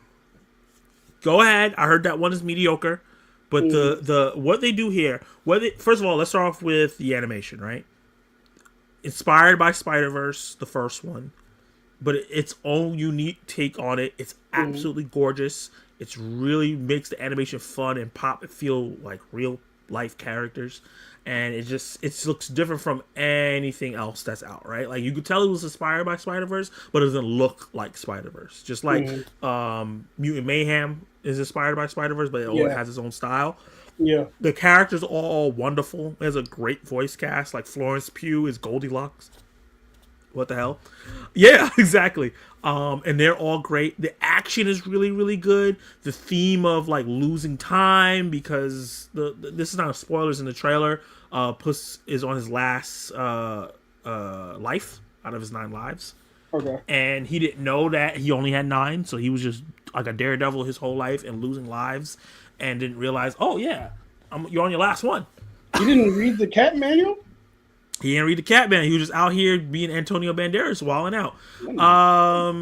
Yeah, it's just a great movie, and what they do with the villain is so unique and so dope. Feels kind of Final Destination-ish now that I'm thinking about it. And yeah, I actually love this movie. I went into it with the lowest expectations and was absolutely blown away. I gotta see it, man. I know Useless Skill said the first one was trash. Yeah. Oh man, I don't want to sit. I'm in this mood right now where I don't want to sit through trash. Because I thought about watching Final Destination 4 because everybody was like, "Oh, this is awful." Not because I think like it won't be awful, but just for me to experience how bad it really is. Yeah. Watch. So with the first Puss in Boots, the critics gave it like an 86%, and the audience did 68%. So it doesn't seem like it's awful. It seems like it's just kind of okay. Yeah. Nanette said, I like Shrek, and because I like Shrek, I also like Puss in Boots 2, my favorite characters in the cartoons. Yeah. I don't even think I actually had a chance to meet Puss in Boots. I don't think, because I didn't watch anything past, like Cece said, I didn't watch anything past the second one. I'd never seen Shrek the third. I'd never seen whatever the fourth one is called. And the funny thing is the fifth one is coming out. Is that this year or next year? I think it's next year. Yeah, and I guess I need to watch the other ones to catch up. But I'm not even saying they're bad or whatever. I just like by the time the fourth one came out, I had no idea a third one actually did come out. Like I had no idea that it came out. But yeah. So with that being said, do we have anything else? First Puss in Boots is trash. Also love. Yeah. Yes. Yeah. He got his eyes from the wolf. Wolfington. Word. Yep. Yes. Agreeing with CC. You can always go back and when you want to sit through trash. that is an option for sure. All right, so my number one, surprise, is Creed. Oh, wow. Okay. I saw the trailer for Creed in the theater. I forget what movie it was in front of. And I was like, are you serious? We're going to do Apollo's son? Really? Like, and then he started the trailer off like this. Like, that boy's skinny, man. Like, how am I supposed to invest in this? You know what I mean? Like, I was just kind of like, whatever, man. I went to go see this movie. Didn't realize it took place in Philly. I don't know why I didn't realize that. It's a Rocky movie. Yeah. This is one of my favorite trilogies of all time. Like, this might be one of my top 3 favorite trilogies. The first one, the second one, and the third one are all phenomenal movies. But the first Creed is like when he's sitting there and he's like, Rocky's like, I'm gonna throw in the towel. He's like, nah, don't do that. I gotta prove it He's like, prove what? That I'm not a mistake. I was in there like, boy, you about to have me tear up in here. And then Tessa Thompson's journey throughout the three movies. I know I'm talking about all three movies now, but like the fact that she's hard of hearing, she's going Yeah. deaf over the course of the three movies, And she's a musician. and she's a musician, and it Yeah. was really, oh my god, that scene in Creed 3 when he realizes his daughter is nah, that's 2. In Creed 2 when he realized his daughter is deaf, like I was just like, boy, Yeah. this is good. So, but yeah, Creed 1, the final fight was great, the training was Yeah. great, the arc with Rocky was great where he had the cancer, and he was trying to like, yo, you didn't tell me about the cancer. How are you going to train me to fight? You're not even going to fight. You going to just give up? You Rocky? Like it was great, man. Like Rocky's one of my favorite franchises in general, except for Rocky 5, which we don't talk about. And Rocky 6 was really good, actually. I was surprised by how good Rocky 6 was. The famous Rocky quote comes from that movie about being knocked down and getting back up and all this other stuff. And that's what hitting is for, whatever you say. That's from 6? That's from the sixth one. Yeah. Oh, wow. So yeah, like, but Creed, man, it's just so freaking good, and it's also Ryan Coogler film. But yeah, those are the movies that we did not expect to be great, but they turned out being great. So I'll run down the list real quick. We have, I think I'll put the list in order over here. We had I'm Black. I don't think that was a movie. Yep. We had for Zach, Chippendale Rescue Rangers. I'll just do the whole list. We have for Zach, Chippendale Rescue Rangers, Gran Turismo, Transformers 1, Wicked, Puss in Boots, Last Wish. We had for myself, where's my list? Creed, Zootopia, Fast 5, Rogue One, Rise of the Planet of the Apes. Now, I told you guys I had 10 of these. I'm not going to do the same thing that we just did with those other 10. But here are my honorable mentions. Some of them are more recent, but I'll start off with the Lego movie. I thought that movie was going to be trash. Because how you going to make a movie about Legos and just like Lego people? That movie was freaking phenomenal. That's a great movie. Little Women, the Greta Gerwig movie. I walked into the theater. It was during that Oscar season. It was just literally me and my other friend, both heterosexual males. We went to go see this movie, and we were standing up in the theater, walking around the theater. How you going to tell him that you can't be with him because of this, and you don't even know? Like, we was in there because we were the only two people in the theater. We weren't acting crazy. So, like, it was like Little Women was great. We were invested. I was invested in the story. But yeah, Little Women, Gran Turismo, like you said, Prey. Prey was shockingly good. Like, and the funny thing is, I didn't hear about Prey until literally the week that it came out. It might have been the day that it came out for real. And I was like, oh, okay, so they're doing another. About to say Predator. They're doing another Predator movie. Okay, it's called Prey. But Prey was great. And for my last one, my 10th one, Hunger Games: Ballad and Songs of Snakes. Yes, I almost put that on my list. Yep. I swore to you, we were friends at the time. I was like, this movie, I don't. This movie looks trash. The only thing that looks cool about this movie is Viola Davis. Blah blah blah blah. This is awful. It's gonna be awful. I walked into that theater and I walked out. This is phenomenal. This is really good. It was one of my favorite movies of that year. Good. Yeah, man. It's one of my favorite reviews I ever put out too. That was back when I was doing chapters in our reviews. I don't know what the fuck I was thinking. But we both were doing that shit. Chapters and transitions and stuff like that. Nobody asked for all that. But yeah, man, Hunger Games was great. Viola Davis was great in this movie, by the way. Rachel Zegler was really great. Rachel Zegler was great in it too. Phoebe Life. Yeah, they're all great. Him, who I have not seen again since, but he was also great in the movie as President Snow. And it's got me looking forward to the next one. So those are my. They got a great cast for that next one.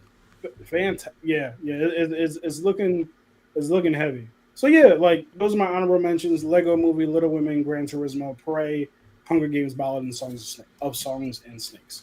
Yeah. Thanks y'all we're not ending the stream. I'm sorry. I don't know why I did Why the you start doing it? Yes, end of yeah. the stream voice. Yeah. All right. Oh, Sully Streams! What's up, man? Hooray! I heard Puss in Boots last Squish mentioned, so I appeared. Yeah, man. I think it was you who, your review that made me go watch that movie. Word, especially right after the Emoji movie. Oh yeah. Oof. Ooh, yeah. That was bad. That was rough. Hulu been hitting. Hulu is an underrated streaming service. I Very, agree. very underrated.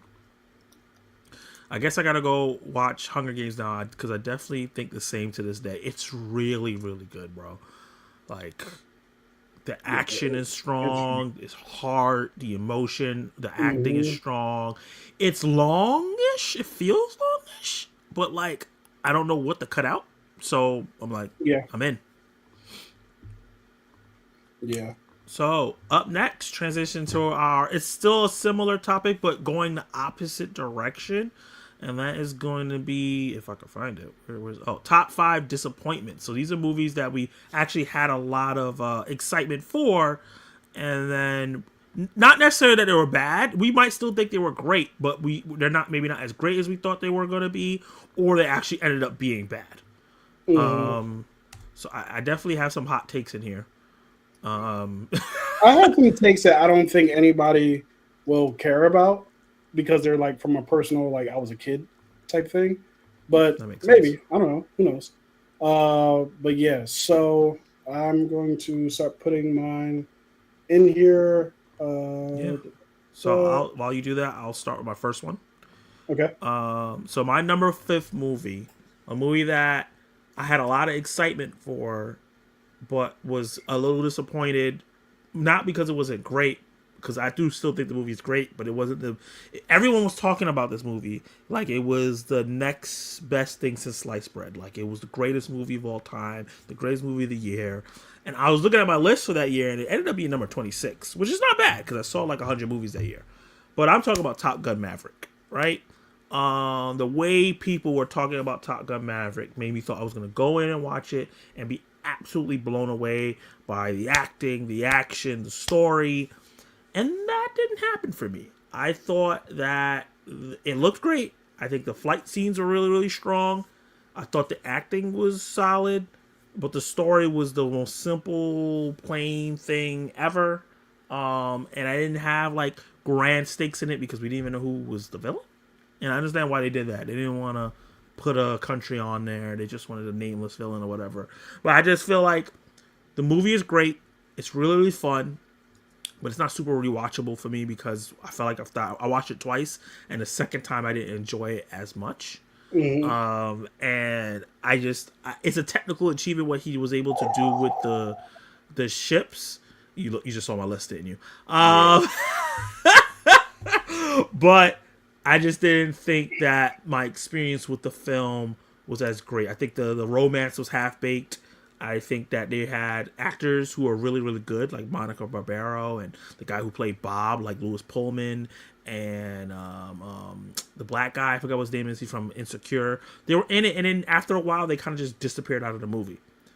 They were no longer needed. They didn't really have any character arcs or anything. They didn't really have any fun moments in the movie outside the beginning. So it was just like, I thought the movie was great. I had a good time watching it, but I thought it was a little overhyped. That's wild. That's a wild take. You talking about Star Wars is overrated and sucks. So I don't want. Let's talk about. Let's be specific. A New Hope. Okay. You know what I mean? That's the name of that movie. Yeah. The movie's not good. Anyway, I'm finishing up putting your list in, which I'm not like terribly offended by your list. It really is kind of like. Okay, yeah, I did this right. It really is kind of it was your number one. That was my reaction because I was just like, "Ooh, that was film that exists." All right, so use of skills. Let me read this real quick before you get into yours. Use of skills says I fucked with Maverick, and I think it's because one of the first big movies I saw after the whole COVID thing. so I had fun time in the theater. But then I watched it again, and I felt how you said. Yeah, I do think that was part of it. The theater experience was dwindling because of COVID. That movie kind of saved Hollywood. So there's a lot of more like fever on that film because of that, and I appreciate it because it did that, and I'll always appreciate it because I love the theatrical experience. But just as a movie, sitting down, watching it, enjoy it, it's solid. All right. You have any other? Okay. All right. So my number 5 of most disappointing movies I was highly anticipating, but ended up being really disappointing was Speed 2, Cruise Control. Ooh. Yeah, that makes sense. Oops. I forgot the control, just like they did. Speed 2, Cruise Control. Number 1, Keanu Reeves is not in this movie. It's a different lead and Sandra Bullock. And they're on a boat. And it's like if the boat, it's not even like the same kind of concept of if the boat goes this fast and like stops, it'll explode. It's none of that. It has nothing to do with that. It's Willem Dafoe, which is, I realized the first time I had ever seen Willem Dafoe, playing the villain, who was actually a really good villain. No, I don't know about that. But like, I was just disappointed because, like, so you know how you're a kid and you don't know things? You know what I mean? Yeah. So I saw Speed. Speed is one of my top 3 favorite movies, which lends to why this movie was so disappointing. And I was like, yeah, oh my God, there's a Speed 2 on a boat? Oh, let me pop this VHS in. And here, where's Keanu Reeves? Where's Jack? Where's Jack Tavern? Like, where's he at? Where's my people at? I, like, literally as a kid, watching this for the first time, I'm like, oh, he's going to show up in like 20 minutes into the movie. Oh, he's going to show up an hour. Oh, wait, Jack's not in this movie? And it was just so disappointing. It was so, I was heartbroken because like the whole thing about Speed is Jack on the train and then we on this boat. It does have a really fun ending scene with the boat crashing into like a boardwalk, which was crazy looking. But at the end of the day, this movie is just a whole, is a treasure trove of ass. Like it's just not. Treasure trove of ass is hilarious. Yeah. So, yeah, man. I just. Oh boy, this was disappointing. Yeah. So that is my number. Number 5. Take care of those comments real quick. Give me 1 sec. Yeah. Have Cheetah Will View said, did someone say cats? You were anticipating cats? Well, you are a cheetah, so I can see that. You're like, more cats, but that didn't look good to me at all. Like, not even a little bit. I didn't want to see Taylor Swift dressed in a cat costume with no butthole singing. What just happened? They did make the butthole version of Cats, so yeah, the original one didn't have. I heard about that. Why in God's name did y'all feel the need to go back and spend more money to put some assholes on? Like, I don't know. Did you imagine being like the CGI guy who works on this stuff? Is like, hey, we want to make some updates. We're adding assholes. Excuse me. Or we're putting them back. we're putting the assholes back, y'all. Assholes are coming back. They're coming back.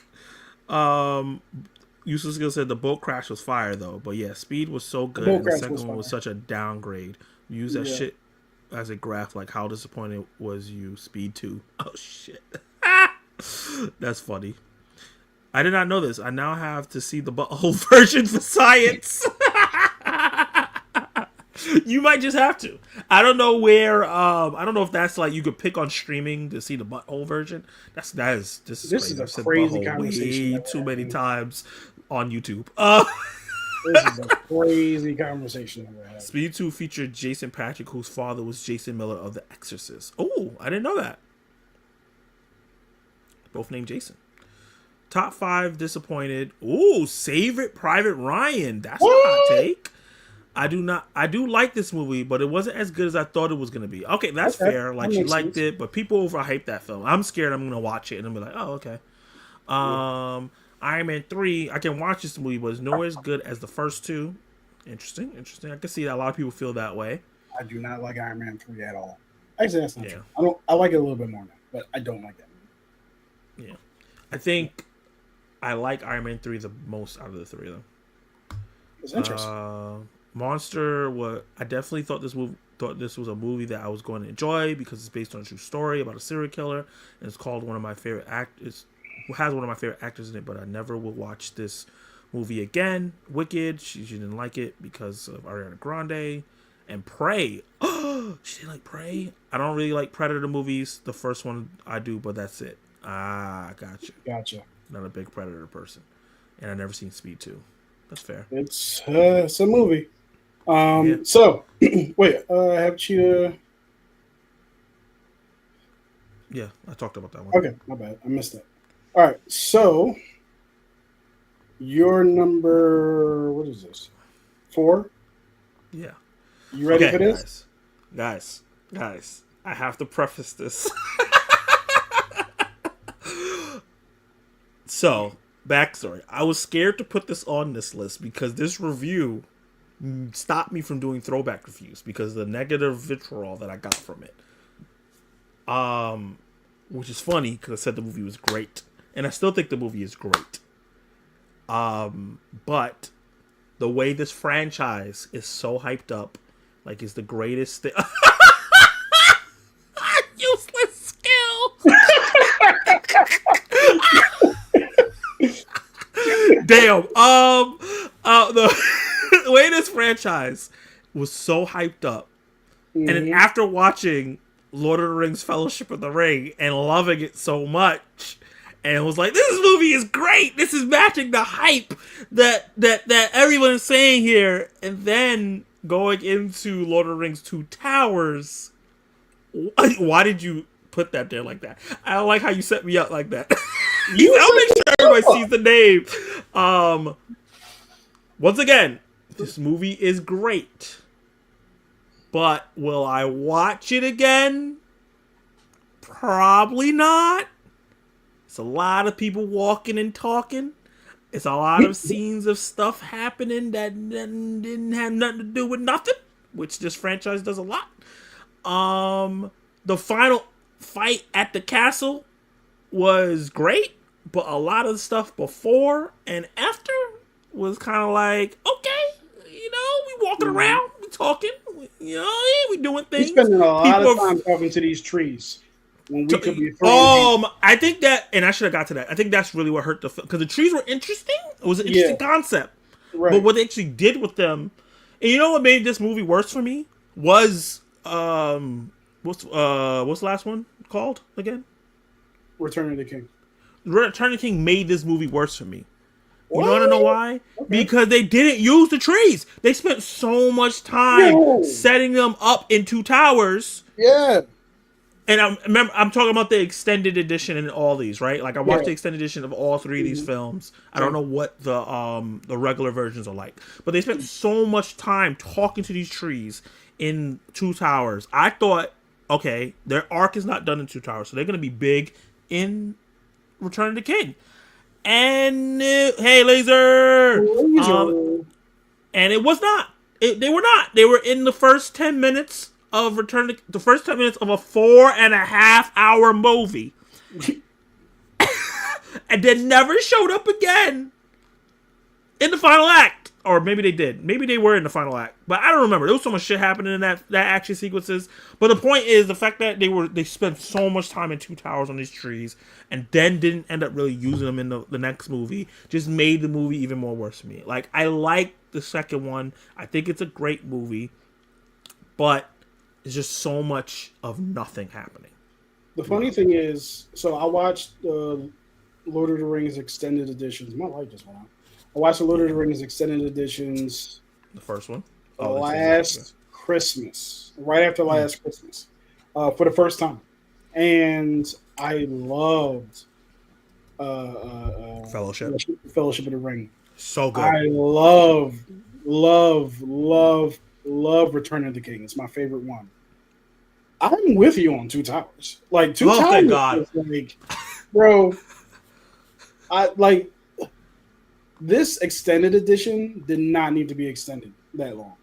No. Because it is, like you said, it's a lot of walking and talking. And I know that's basically the franchise, but it's to this point, it's like, hey, guys, this is not like so. Fellowship of the Ring, I think it was like 3.5 hours or something like that. Took me 2 days to watch. Two Towers took me 2 weeks to get through. Like I was like, yo, can we? And then when the trees finally decide to show up and start throwing branches and logs and stuff like that, and throwing and with the young girls throwing hands, it was great. It was awesome. And the journey across, lighting all the pyres. I don't know if that's the third one or the second one. Across the land, like warning people of the impending war. Like all that stuff was good. Getting to the two towers was awesome. Yeah. Everything before that, the first hour and a half of this movie, which is crazy because some movies are an hour and a half. The first hour and a half of this movie was not. You could cut that shit out. Not as entertaining as I would have liked it to be. Returning to King is great.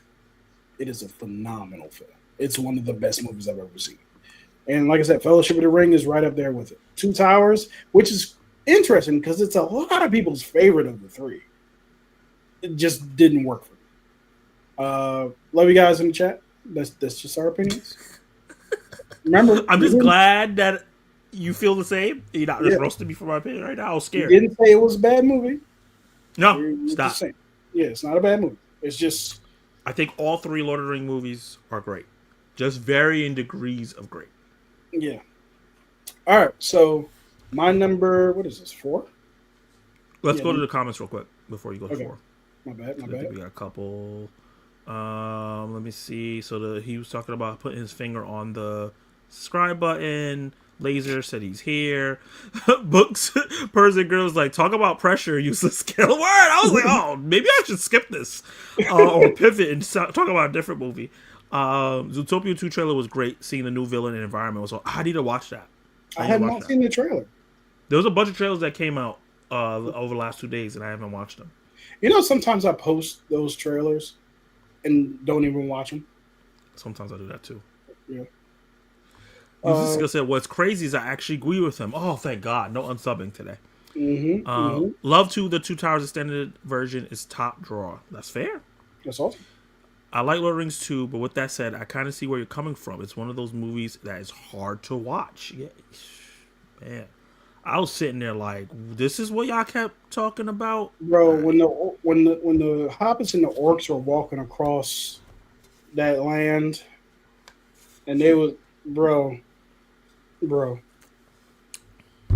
cut this in half. Anyway, User Skill actually has a hotter take. I actually do not like any Lord of the Rings movies. Wow. Okay. That's haven't finished as one of the poll options as well. That's definitely how I was feeling having watched that shit. I'm still in here walking around. Oh yeah, I put a poll up and saying, is Two Towers overrated? And I put one of the options, haven't finished it. That's funny. Middle films in trilogies always struggle a bit. That's true. Mm-hmm. One thing I'll say that's not going to struggle, I think Planet Apes middle film doesn't struggle because that second movie, Dawn of is so good. Yeah. And Dune 2 is definitely not going to be the one that struggles in that trilogy. No. And if you recall, maybe the greatest number 2 of all time, Dark Knight. Yeah, Dark Knight. Yep. Captain America: Winter Soldier. Oh my God! Not only did it not struggle, it saved that franchise for me. Yeah. So there's a couple franchises that know how to do it. You know what I mean? Beverly Hills Cop 2 was actually really not to say 1 was bad, but 2 was great. Yeah. It was an upgrade. Definitely. Yeah. It took all the stuff that we liked and kind of shed all the stuff we didn't. By default, Rush Hour 2, because Rush Hour 3 was so bad. I have to watch it. I don't remember it being bad. Rush Hour 3? Yeah, I know I watched it. I don't remember it being bad though. It's man. And these next ones I'm going to name are just by default. The Mummy Returns. Unfortunately, is a middle movie. It's phenomenal. We just talked about X2. X-Men United is And Days of Future Past. fantastic. And Days of Future Past. Wait, Future's no. Past. Yeah, First Class Days. Yeah. Yeah. And Days of Future Past. Yeah, I think that's all I got, actually. Volume 2. Empire Strikes Back. Is the better one. Volume 2 is actually Guardians of the Galaxy Volume 2. Didn't flounder. Yep. Love that movie, actually. Did not love it when I first saw it, but I love it now. Of the Bad Boys 2 was better than original. Bad Boys 2, yeah. Actually, just like Winter Soldier, I think Bad Boys 2 saved that franchise. It was an improvement over the first one to me. Not a fan of Bad Boys 2? Oh, I love Bad Boys 2. I just don't know if I love it more than the first one. I love the first two a lot. The third one, the fourth one is really good. The third one's not bad, actually, but compared to the first two, there is no. It's a step down. All right. So my next one is going to be. Hello? Can you hear me? I can't hear you. That's interesting. Hello?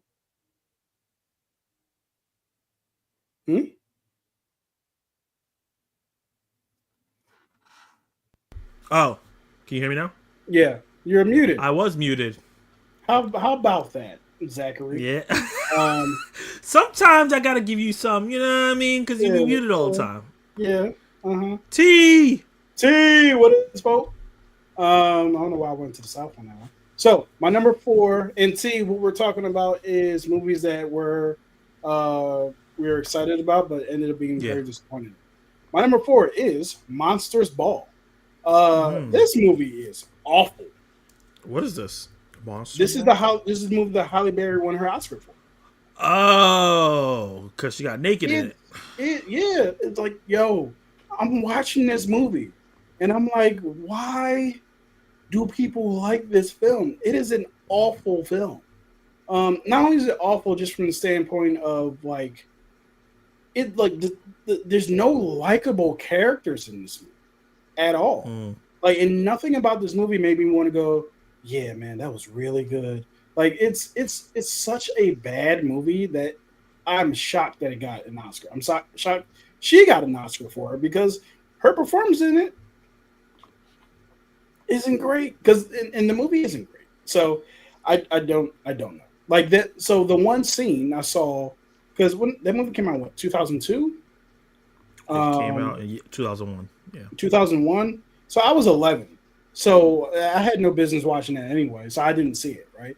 But what I did see was the scene with Halle Berry, because people in school were playing it. Yeah, that's the only scene I ever seen of this movie. Yeah, and it's like, oh, this is the Oscar-nominated film, and I think that's even the clip that they played during like the Oscars. Like, not the nuts. Not the nudity of it, but like her coming on to him, like, and it's like, it's not a good movie. But yeah, I watched this movie during the pandemic. It was my first run through the Unseen Movie Marathon. So once I got to 2001, I was like, oh, you know what? Let me finally watch Monsters Ball. Yeah. Not a good time. And thankfully, the movie I saw before that was Love and Basketball, which I really did enjoy. I had seen that for the first time, in 2000. Oh, in 2020. I went through high school pretending that I had seen Love and Basketball, because every time I saw someone tell somebody that they hadn't seen it, they were like excommunicated. It was like, you ain't black, Nick. I'm like, well, let me just keep my mouth shut. Same thing with The Last Dragon. I had not seen that till 2020 either, when I was doing my first Unseen Movie Marathon. So I was like, I kept my mouth shut. But anyway, so yeah, Monsters Ball is my number 4, and that's the way it goes. That's the way it goes. Use of Skill says, because Halle Berry, I don't need anything else. Hilarious. T says, I'm sorry I heard you guys say T, but my wife started talking to me. That's hilarious. I deployed and watched that movie. Well, I fast forward to a time where she was made to feel good. Oh, God. Oh, no. Halle Berry in Detective Benoit Blanc voice. Oh, no.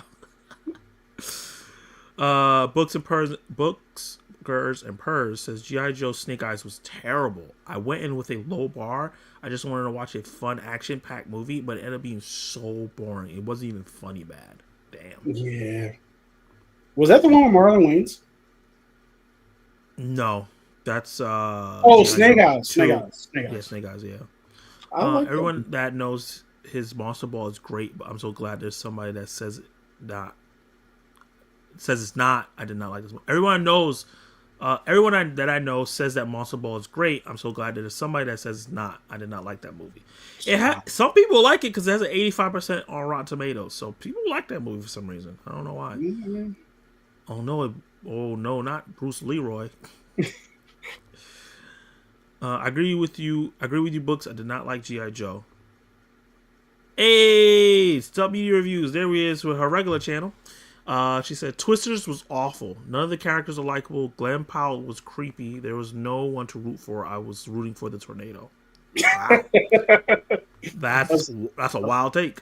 That's hilarious. I really love Twisters. So I can see it. I did really enjoy it though. Yeah. They all like Halle Berry. That's why. That's funny. Yeah. So Monsters Ball was my number 4. Just for the people who are just coming in, we're doing our top 5 movies that we were excited about but ended up being bad. Zach, this is going to be crazy. Zach's first was Top Gun Maverick. Mine was Speed 2. Zach's number 5 was Top Gun Maverick. I don't understand. My number 5 was Speed 2 Cruise Control. Awful. Zach's number 4 was Lord of the Rings 2 Towers. I'm not associated. I don't like how you are saying these things about me. You are not being a good partner right now. I'm reading. This is not nice. These are your choices. These are your life choices.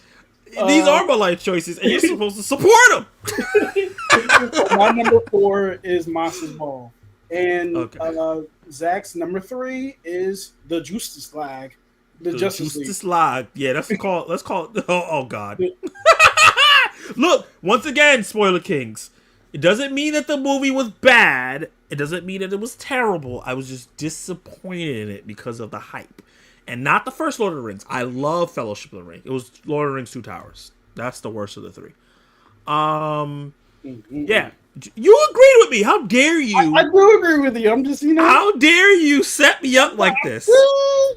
That's your choice. Look, we're gonna fight. We're gonna fight off screen, okay? So Justice Glog, let's call it that. Yeah. As people know, I don't hide this. I am a fan of Zack Snyder, right? Before he even touched the DC universe, when you talk about things like 300 and I guess Watchmen is technically the DC universe.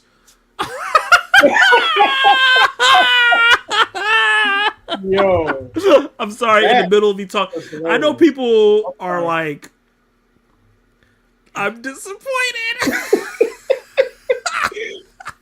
This is a stream you're hyped for, and you're disappointed now. That is hilarious. Thank you for the super chat. I really appreciate you. Yeah, much appreciated.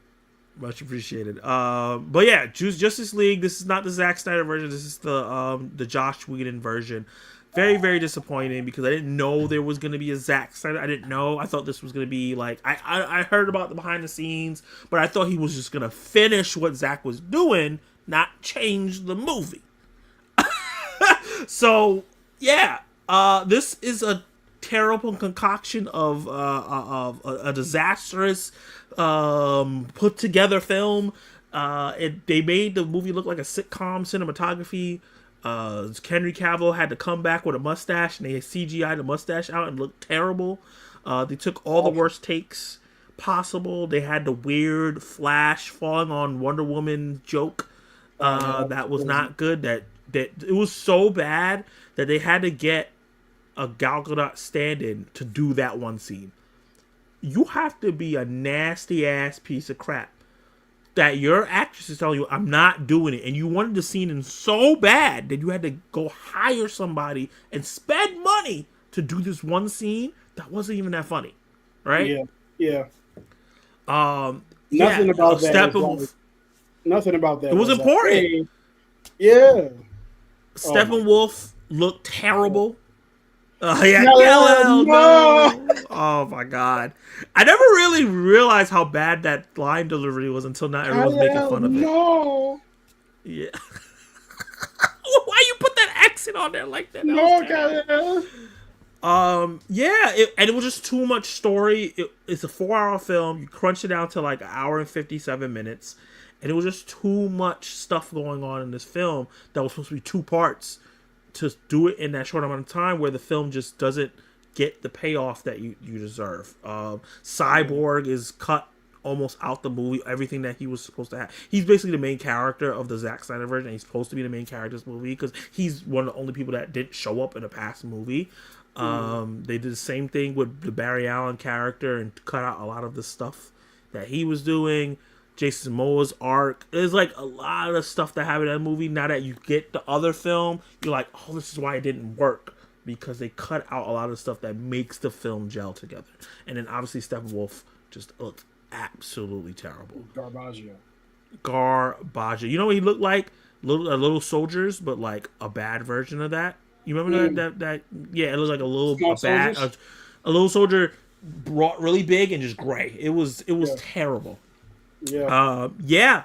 So yeah, Justice League was highly disappointed. I was super excited to see all these characters. It's like going to watch Avengers for the first time, and that movie's just not good. You know what I mean? That's crazy. Yeah. I'm gonna tell you the truth. I don't like the Zack Snyder version or this version. This version is significantly worse, but the other one is an endurance test. But yeah, so like from the moment this movie started, I was like, this is not going to be good.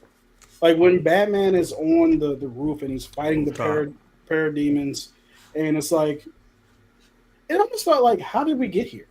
Like the movie didn't start that way. So it started random. with a kid recording, talking to Superman, and they zoomed in on his fucking face that had the mustache CGI. That was the first scene. I was like, why did you think that was a good idea? Yeah. But yeah. There was one cool thing in this movie, which was when Superman did catch Flash as he was running around him. I thought that was really cool. Other than that, and there were certain jokes that was in this version that's not in the Zack version that was cool. That was my other issue with this movie. Batman went from Captain Serious in BVS to a comedy act. To Tony Stark. He's telling all these jokes, and it's like, who is this Bruce Wayne? You know what I mean? And then by the end of it, they're literally trying to turn him to this Tony Stark of the movie. Yeah, he has the money, he has the cave, he tells the jokes, he has the suit. They try to do all that, and it was just like, this is not what this character is. Yeah, it's like Batman on his. Whoever wrote Batman the worst in the comics would never make him like that. Yeah, this is pretty bad. I'm with CC. Joker 2, Joker 2, Joker 2. I don't think I was nervous about this movie. I thought it could be good, but man, was it bad. It was awful. I was rooting for the tornado. That's why I liked it. That's funny. It's his brow furling when saying Twin Towers. That's hilarious. Let's see. Whoa, Last Dragon will hold up for 200 years from now. Yeah, I agree. I saw what have Cheetah Will View said when he said the Last Dragon does not hold up at all. I saw it in 2020 for the first time, and it definitely held up to me. Now, let me tell you something right now. Boy, if Soul didn't come out on the same day as Wonder Woman 1984, I think I would have. That might have been one of the worst Christmases I had ever had. We were stuck in the house. It was the pandemic. We couldn't go see family. Actually, that's not true. We definitely want to go see family. Then I caught COVID. Go figure. And actually, the whole family caught COVID after that. Well, I don't know what we were thinking. But, like, yeah, Wonder Woman 1984, like, I didn't expect it to be bad. That's the crazy part. Because I like the first Wonder Woman. This movie is awful. Especially with the sexual assault via body snatching, Yeah, that which shit is was like, weird. of all people to have that issue with, you chose a female character to exploit another man's, like, you would think that thoughts were thought about that before This that was happened. directed by a woman. Yeah, that was awful. CC 19 woman 84 pissed me off on Thanksgiving. I was ungrateful. That's hilarious. Um, yep, ungrateful, 100%. 100. Pay or wait review of Joker 2. I like Pay or Wait. My wife watches her. Pay or Wait's review of Joker 2 had me cackling, so I steered clear of that movie. Yeah, Joker 2 is not it. Wonder Woman 1984, SMH, yep. Wonder Woman 1984 and Joker 2 had all they had to do was the same, and they shot themselves in the foot. Yep, the story was so awful. Here's my issue with Joker 2. It is the same story. It doesn't further the story at all. Nothing none of these characters have grown. Like, Joker has not grown at all. So we're not learning anything new about Arthur Fleck in this. We're dealing with a trial for something that happened 3 years ago. And now we're talking about it 3 years later. And it's like, what are we doing? Like, so nothing new has happened. It's all like, yeah. So anyway, I need to go into all of it. But yes, that is your number 3. Yeah. All right. So speaking of threes, here's my number 3. Spider-Man 3. Bro, coming off of Spider-Man 2 and Spider-Man 1, I was so excited for this movie. I was a little nervous, but I was really excited. Sandman, I mean, awesome. Venom, Yeah. even better. The part I was nervous about was Harry doing the new Goblin thing, but but when I watched the movie, the first, I want to say, 20 or so minutes were okay. Yeah. And then it just went way downhill. As soon as Topher Grace comes in as Eddie Brock, it's awful. He's miscast terribly. He's miscast. He's not a good Eddie Brock at all. Here's a little bit of credit I will give the movie. The Sandman transformation, the scientific Sandman when he falls, it's amazing. It looks really good. I think I watched it a couple of years ago. It still looks good. Sandman's transformation in that little scientific Johnny John was really dope. For whatever reason, they decided to turn him into Emotep, and Sandman could fly through the air as sand. And I know it's a comic book movie, but like, what are you doing? Why is he flying? Why is the sand monster flying? Anyway, but there's some really good fights in this movie, though. But it does feel disjointed by the whole love triangle with Gwen Stacy, Peter, Gwen Stacy, and Peter, Gwen Stacy, the cookie girl from the apartment, and Mary Jane. This man was wilding out. Man, I like the vanilla ass sofa. That's correct. It was pretty damn bad. Oh, and I almost forgot. Now dig on this. I'll always appreciate the movie for giving us that hilarious meme. Bully Parker. Bully Parker. Never had that without that. So I want to know, like, so when you first saw the movie, right? When I first saw this movie, I was in the theater. And the dance scene started. I was like, is this happening right now? Wait, what's happening right now? Like, I think I saw that. I was a senior in high school. So by that time, I was like, I had kind of developed my movie taste. And I'm like, what the hell is going on? I saw that movie twice because I needed to make sure that it was as bad as it was. But yeah, because I think that was right around X-Men 3 too. It was just like, bro, what are we doing? That's when I kind of like developed my belief and my philosophy that the third movies in a franchise are probably going to be bad. because that hit me back to back. Yeah.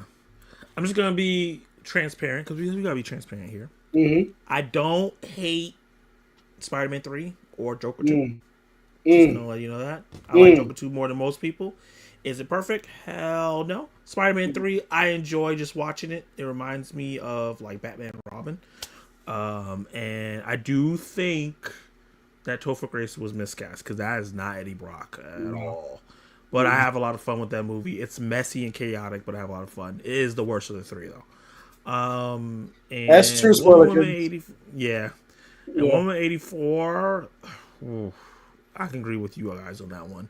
I remember watching it and kind of liking it, and then like I thought about it for a long time, and I was like, she assaulted the man. And they... I know. Can't do that. I had That to was like check Superman. with myself. I was like, is that what's happening? That's I was like, what's going on now?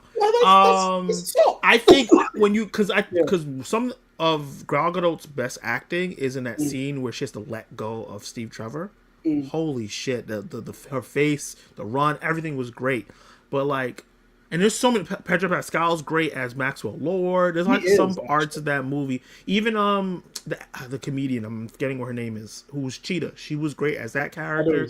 So there's some great performances in here. There's story aspects I like, but is that weird thing that what's her name? Patty Jenkins decided to do. She's the one that brought that up.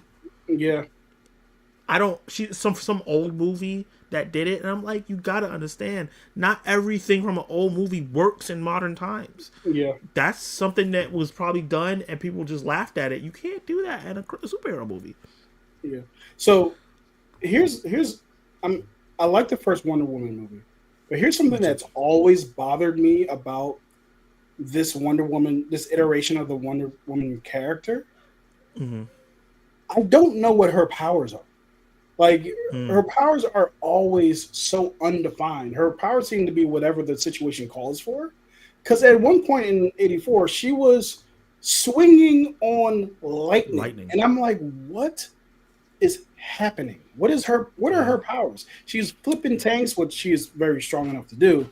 But it was like, she was doing it and swinging on lightning. And I'm like, yeah, what are her powers? I thought they were like, this shit's cool.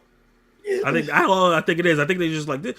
The problem with this movie is that they got rid of the original writer and they got rid of Zack Snyder because Patty Jenkins got a power trip and she was just like, I want to have my own stamp. Because Zack helped her with the look and the action in the movie, and the action was great in the first Wonder Woman. And the writer is the one that pitched it as a Disney princess reverse Little Mermaid, where Steve Trevor comes out of the water as the mermaid, she's the prince, and kind of that's where you start. And people have that. Yeah.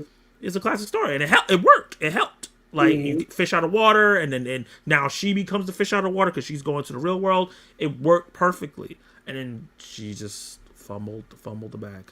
Mm-hmm. Let's start from the top. So I saw Joker 2 in my basement, and the cheetahs. And in the cheetah letterbox. I'm agreeing with Zach all night tonight. What is going on right now? Thanks. That's hilarious. Kristen Wiig was miscast as Cheetah. Totally disagree on the performance. Trying to think of the performance. She's talking about it. Her next comment's right here. Performances. Okay. They were not good. Oh, gotcha.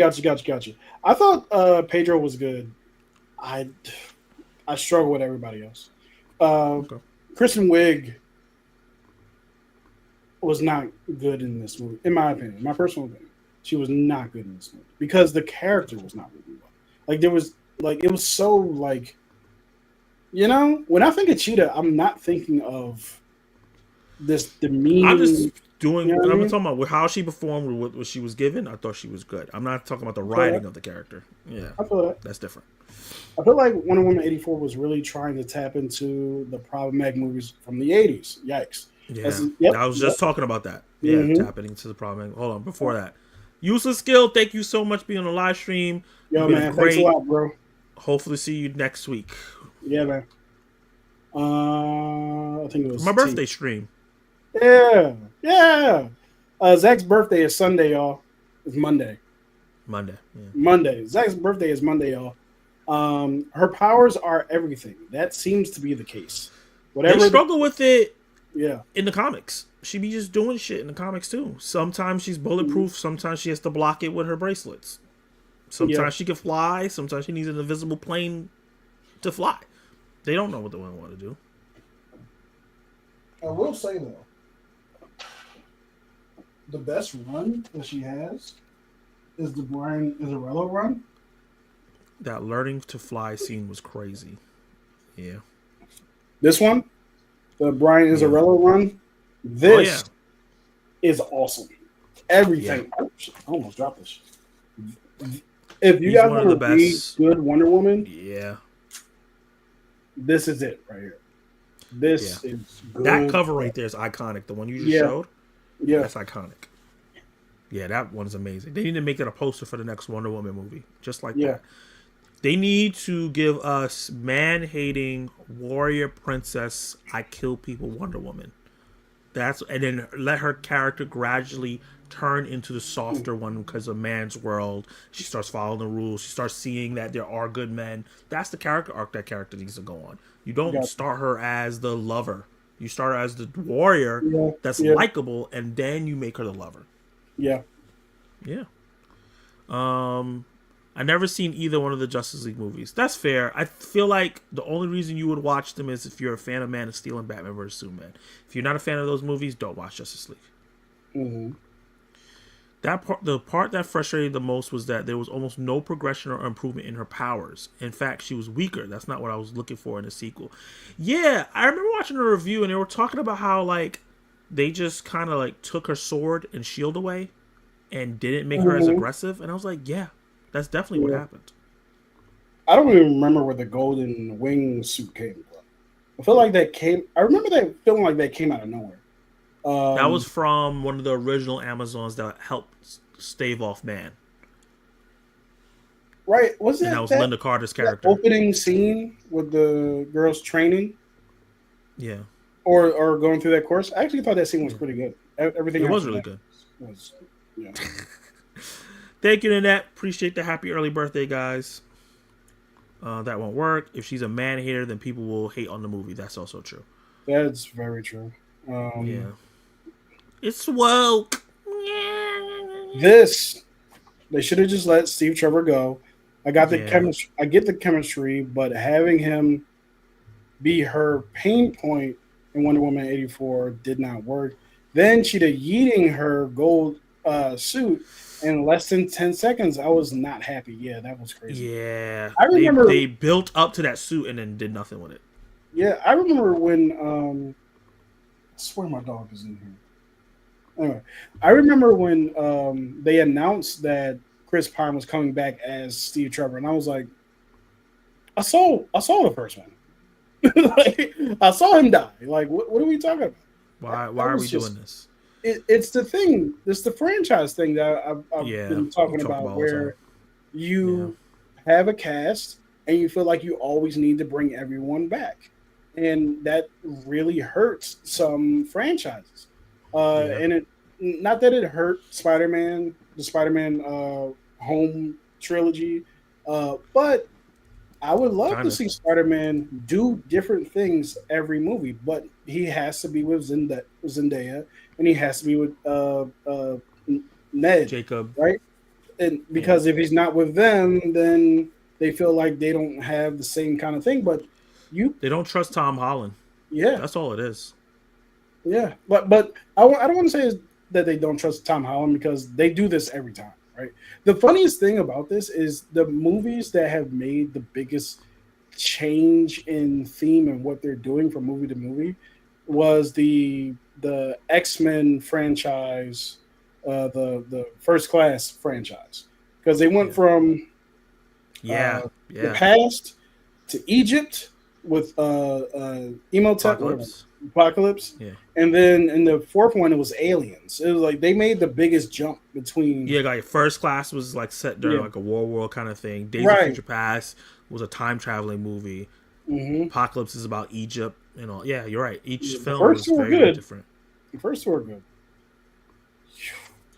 I like Apocalypse. Apocalypse, but Dark What? Phoenix, woo, Dark Phoenix is awful. Anyway, that's I rough. want to get through this because I'm tired of being negative about movies.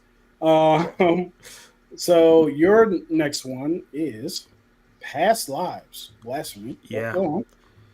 Yeah, this is another movie. This is one of those indie. When I first started making the list, there was like a lot of indie movies on here that I had that like were hyped up, and I was excited to watch because it was so hyped up. And then it was just like, this is not that great. You know, I originally I saw the TV Glow on here, another movie that was hyped up that ended up being bad. I had The Boy and the Heron on here because that was really hyped up, and then that ended up being Oh my boring. god. Um, but yeah, I was excited for Past Lives, right? It's Mhm. a romantic, supposedly comedy, romantic drama. I love romantic Yeah. dramas. I love movies about love and characters in love and figuring it out and the messiness of it. It also is a movie that has a cultural aspect to it, and I love being put in the shoes of people who are different culture than me, and then find relatability there. And while the movie is not bad, I just think it was like a solid 5 or 6 out of 10. That's how it felt to me, right? And I felt like I've seen this kind of story so many times, right? As someone that watched romantic movies, that this movie didn't bring anything fresh to me, even with the cultural aspect. Because I think after a while, that's kind of thrown to the wayside. Mhm. Once they get older and the white boyfriend is there and he's great, and then they're interacting with each other, it just didn't do anything for me to be go, oh man, I'm so invested in this, and I'm so like, I get it, and like, I didn't even think that the two main people's chemistry was so strong where I even it enticed a chance of her leaving her boyfriend for him. I was just like, why are you wasting your time with this dude? Go back to your cool white guy and let's go get it going. So, yeah, like I liked what I saw, but I thought it was extremely overhyped. I was shocked that it got Oscar noms. I was like, this is not a movie that I would nominate for any kind of awards. I didn't think any of the acting was anything that needed to get awarded. Cinematography was great. I guess I could see that. I didn't think the directing and the editing was anything to shout out about. I just thought it was a fine film. I, we feel differently about the movie. Yeah. I love you, man. But like, so I felt differently. I feel like I had a different experience with the movie Yeah. because the film for me, I'm just speaking for myself.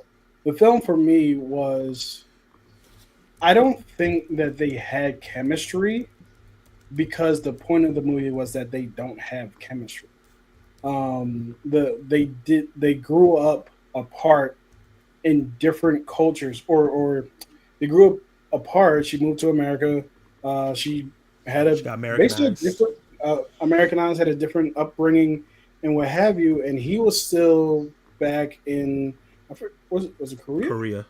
They're Korea. Korean, yeah. And like his whole mindset was Korea and his culture and her. And so when he meets up with her and she's like, her culture is so different and she's not the way that he He remembers. remembers. Yeah. Right. So the whole point of it was that they don't have chemistry because they grew up in this different thing.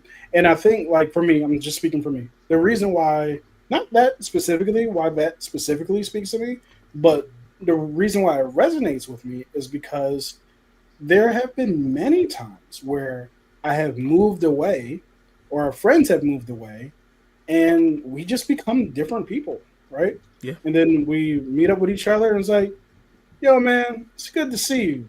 Cool, man. That's what's up, man. I'm happy you're doing well. You want to get up for coffee? Yeah. We kind of live different lives now. You know what I mean? Like Yeah. we're There's just nothing to not in connect the over. same. Yeah. So we don't connect over these things.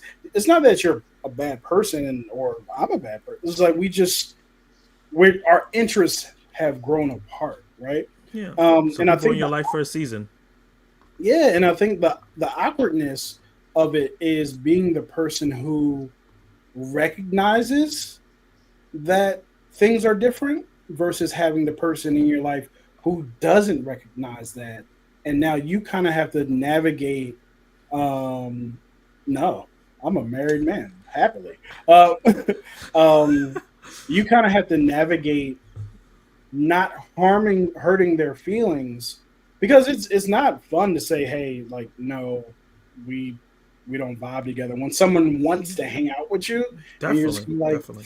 I just so watching her kind of go through that, dealing that with her husband, trying not to make it awkward with her and her husband, it's like it's all that. Like that's what I talked for way too long, but all that's kind of No. like it was like, yo, that was really interesting because for me personally, I had never seen that situation put the screen in that way. I was like, that's really interesting because it resonates because I recognize that. But yeah, anyway, I'm not telling you that you should like it, by the way. No, I everything you said makes sense. I got Yeah. that throughout the film. It just Mhm. didn't feel like an extraordinary thing Yeah, towards that climax for me. I hear that. Della What movies, up, what's Dell? up? What it is, folks? Emo Imhotep again. 84 was trash. Saying hi Indeed. to each other. Just in for my latest movie swap. Sorry for the plug. No, no worries. Oh, good. Go No, check no, out Della plug movies if away. you haven't. Everybody in here is YouTubers. Plug away. Yeah. Yeah. Go Knicks. Game one tomorrow. Woo woo. Knicks, Knicks, Knicks, Knicks, Hollaback Young Knicks. and woo woo. That's Love what y'all Past do. Lives. Did Kenny just? Oh yeah, he said that already. Man, can you just pretty much summarize why everyone's movie experience can go so vastly different from the same movie? Yeah. Yeah, yeah. That's what we love. That's what we love about it. Oh, I'm up next. I was talking so long, I thought that you were up next. Um, This is your number all two. right. So here's my number two. Um, let me tell y'all. Daniel Craig 007 movies as a whole, I love them. Very good. Ooh. Casino Royale is great. What's not great is Quantum of Solace. And it Ooh. is so boring in Wow. comparison to Casino Royale and in comparison to Skyfall that came after that. Like Quantum Solace, it felt like nothing was happening during the entire movie, and everything felt Mm. like it was just moving at a snail's pace, and none of the characters felt interesting. They were continuing, like it felt more like an epilogue to the first movie than its Mm. own film, and it was just it's a very long epilogue, and I found myself very bored. But the interesting thing about that is that I could put a lot of the even numbered uh, Daniel Craig James Bond movies on here. And I think that's a really interesting thing because uh, Casino Royale is amazing.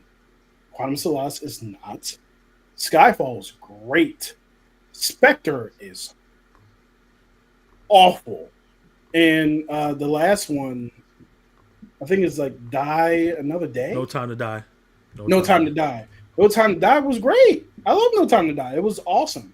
But man, that Quantum Solace, that T, I also woo, agree because he keeps saying it and it's hilarious.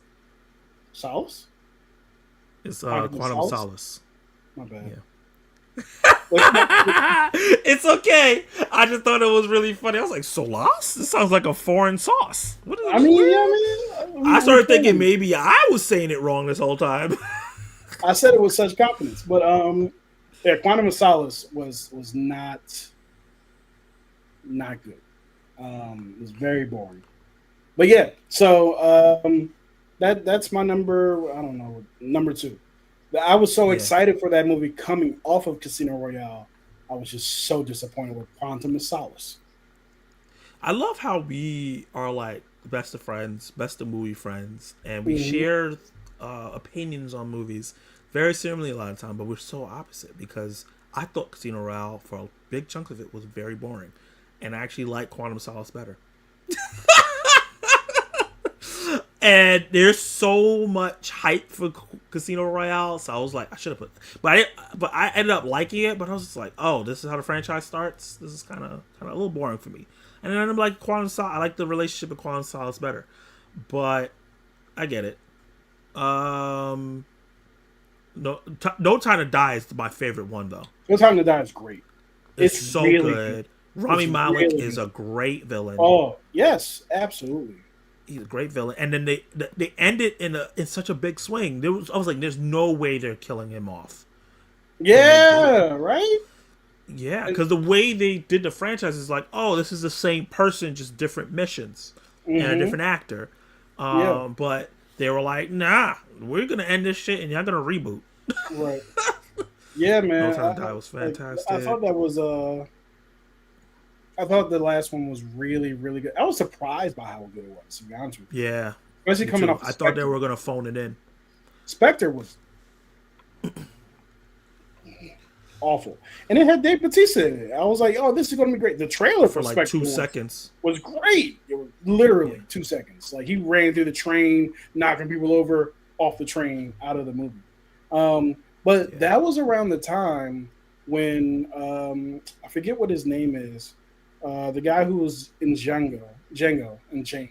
Yeah, Um, and he's also in Glorious Bastards. Inglourious Bastards. Christopher Waltz? Waltz, yeah. Christoph Waltz? Christoph Um, Waltz, yep. That's when he was hot as fish grease at the time. He was in everything. He was the bad guy in everything. Yeah. And he was great as in hell Spectre. in this movie. What? Really? You thought he was boring? I thought he was great in No. Spectre. They did nothing for it. They gave him nothing to do at all. And I was just kind of like, man, this is disappointing. Because he was, like I said, he was hot as fish grease at the time. But yeah, it just did, because he was Blofeld. And they even gave him like the scar from the guy who was playing like from the old movies and what have you. But it just ended up all falling flat. And that's unfortunate. But yeah, Quantum of Solace was not good. And actually, I had the same experience with Spectre as I did with Skyfall, because coming off of Skyfall, I was like, oh, this next one's going to be great. And then it wasn't. So, Spectre's good. very weird franchise in that way. Yeah, out of the 4 movies, I think obviously I think No Time to Die is my favorite because the I think it's emotional 5. impact. 5 movies. 5? Yeah, 5. No Time to Die is my favorite movie because of the emotional impact, and then Skyfall is the best overall because the action and the intensity of the story. And then I didn't mind Spectre. I think Spectre, Quantum, and Casino, you could kind of just put them in a barrel together. I can't really rank. For me personally, can't really rank them out of each other because they all have problems. But I think like No Time to Die and Skyfall are like you could just take them out of the franchise and you put them up against other action films and they're so good You could literally just watch Skyfall by itself. by itself. Yeah, Skyfall is it's like the Dark Knight. I think like Dark Knight level. I think Skyfall is. yeah. Skyfall. Because you could just watch Dark Knight my favorite. and yeah. yeah, it's so good. All right, let's get to your. This is my number 1. Yeah. So my number 1 is a film that's been memed to hell, and now everyone says garbage and terrible, and it's the worst thing ever, and I kind of agree. But at the time, I wasn't feeling it, right? So I am a Zack Snyder fan. I'm a big fan of his films. He's made some of my favorite films of all time. When you think about 300, Watchmen, Man of Steel, BVS, Zack Snyder's Justice League, Dawn of the Dead, that Weird Al movie he made. And he also did the other Netflix zombie film that was really, really fun. I really like that movie. I really like that movie a lot. So when the trailers for this movie came out, I was like, oh, this looks really, really good. And I felt like a lot of people felt like, oh, this actually looks solid from the trailers. And then the movie came out. And I was super excited. I was over here talking like, yeah, man, all y'all Zack Snyder haters, suck it. Before the movie came out. And then put it up on the screen. And then it came out. And it was garbage. Rebel Moon. Garbaggio. Boring, lifeless, poorly edited, paper cut characters. I know for a fact, there's a section of this movie taken out. Because there's a section of this movie where they go from one thing and they just jump to the next thing. I remember the ending of the movie and he's like, you know I love you. I was like, what are you talking about? You just met her. Because the movie was edited in a way that made it feel like they just met over like a day or two. and there was no romantic. It felt like, okay, they're kind of starting a romantic thing with each other, but the work wasn't there. The action was cool, but it had no impact because there's no emotional weight to it. Yeah. I think Dijon was the best actor First in the of all, you film. calling him Dijon is crazy. Was it? What is it? Jamin Hudson. Diamond? Jamin Hudson. Jaimin? Oh, I'm saying the D? Oh, my bad. You call this man Dijon Mustard. I didn't call him Mustard. Don't do that. Mustard! But, yeah, it was boring. It was lifeless. It was Rebel Moon. Not only, I think, let's go deeper than that because that's the easy thing. It's not even Star Wars, right? I think that's the easy thing. That's the laziest thing to say. I think it's Seven Samurai cosplay. It has the same kind of plot of these distant warriors coming together. Yeah, it's a mix. I think Star Wars takes from Seven Samurai. You know what I mean? So yeah, it just wasn't good. He said, after Kenny just said Solas 20. But you know that's Kenny though, because he's just like, hold on, everybody's focusing on me. Let me get Zach. I hated the first part. Part 2 was meh. I agree. Part 2 was also meh. It had a little bit more heart than the first one, but it still wasn't great at all. And the action was better in the second part as well, but it's not good either. Yeah. And I didn't watch the extended cuts, so I'm like, I'm good. I refuse to watch the extended cuts. But no, so yeah, the first one's awful. It's not good. It's not good. It is really not good. And everything that you said about them skipping things and blah blah blah blah. Like, all that's true. In my opinion, the second one is 10 times worse. Because there's a scene, like a dinner scene, where, well, I mean, people have probably seen it by now, but or not. There's a dinner scene where they all tell stories about where they're from and what they went through. And I was like, was this supposed to be exposition of us getting to know these characters? It's so boring and so bad.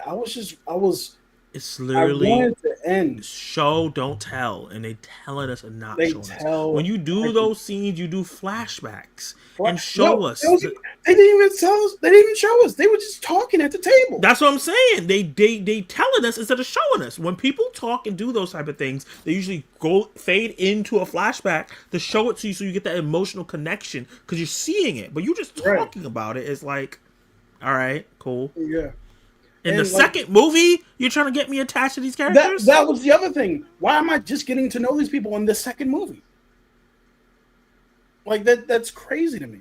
But the other part about it was, like, by the time the villain guy with the spine and the dying and the coming back, I don't care about you, sir. Like, they didn't make him interesting to me. But I think the worst part about it... He was mustache twirling. Yeah, very much so. I think the worst part about it, in my opinion, is after we get... Oh, I'm sorry. The slow-mo. That's the one. Why are you spending so much time in this grain? Why the grain is falling through the hands? And is this supposed to be so egregious? That was so egregious. I couldn't believe it. I was sitting there like, Zach!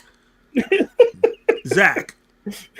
From one Zach to another Zach. What are you doing, my guy? You are making it hard for me now, as a fan, to defend you because you on some bullshit. Right. I was like, you must be doing this because people complaining about it. And you're like, look at me. And then on top of that, because you see, like, Kiara, right? Me and Kiara has different opinions about movies all the time. Things that fancy her doesn't fancy me sometimes. And like she says, she enjoyed watching Rebel Moon. Yeah. Respect. Rebel Moon was the biggest movie on Netflix for weeks. So there are people who like this movie. I'm not sure our friend DJ likes the movie. Yeah, he thinks it's better than Dune. Sorry, DJ. I don't mean to laugh at you. I just that's so funny. But so there are people who like Rebel Moon and liked it and stuff like that. But it's not. And you guys know I give movie chances. I try. I find the good in a lot of movies. But this shit is not. It's just boring.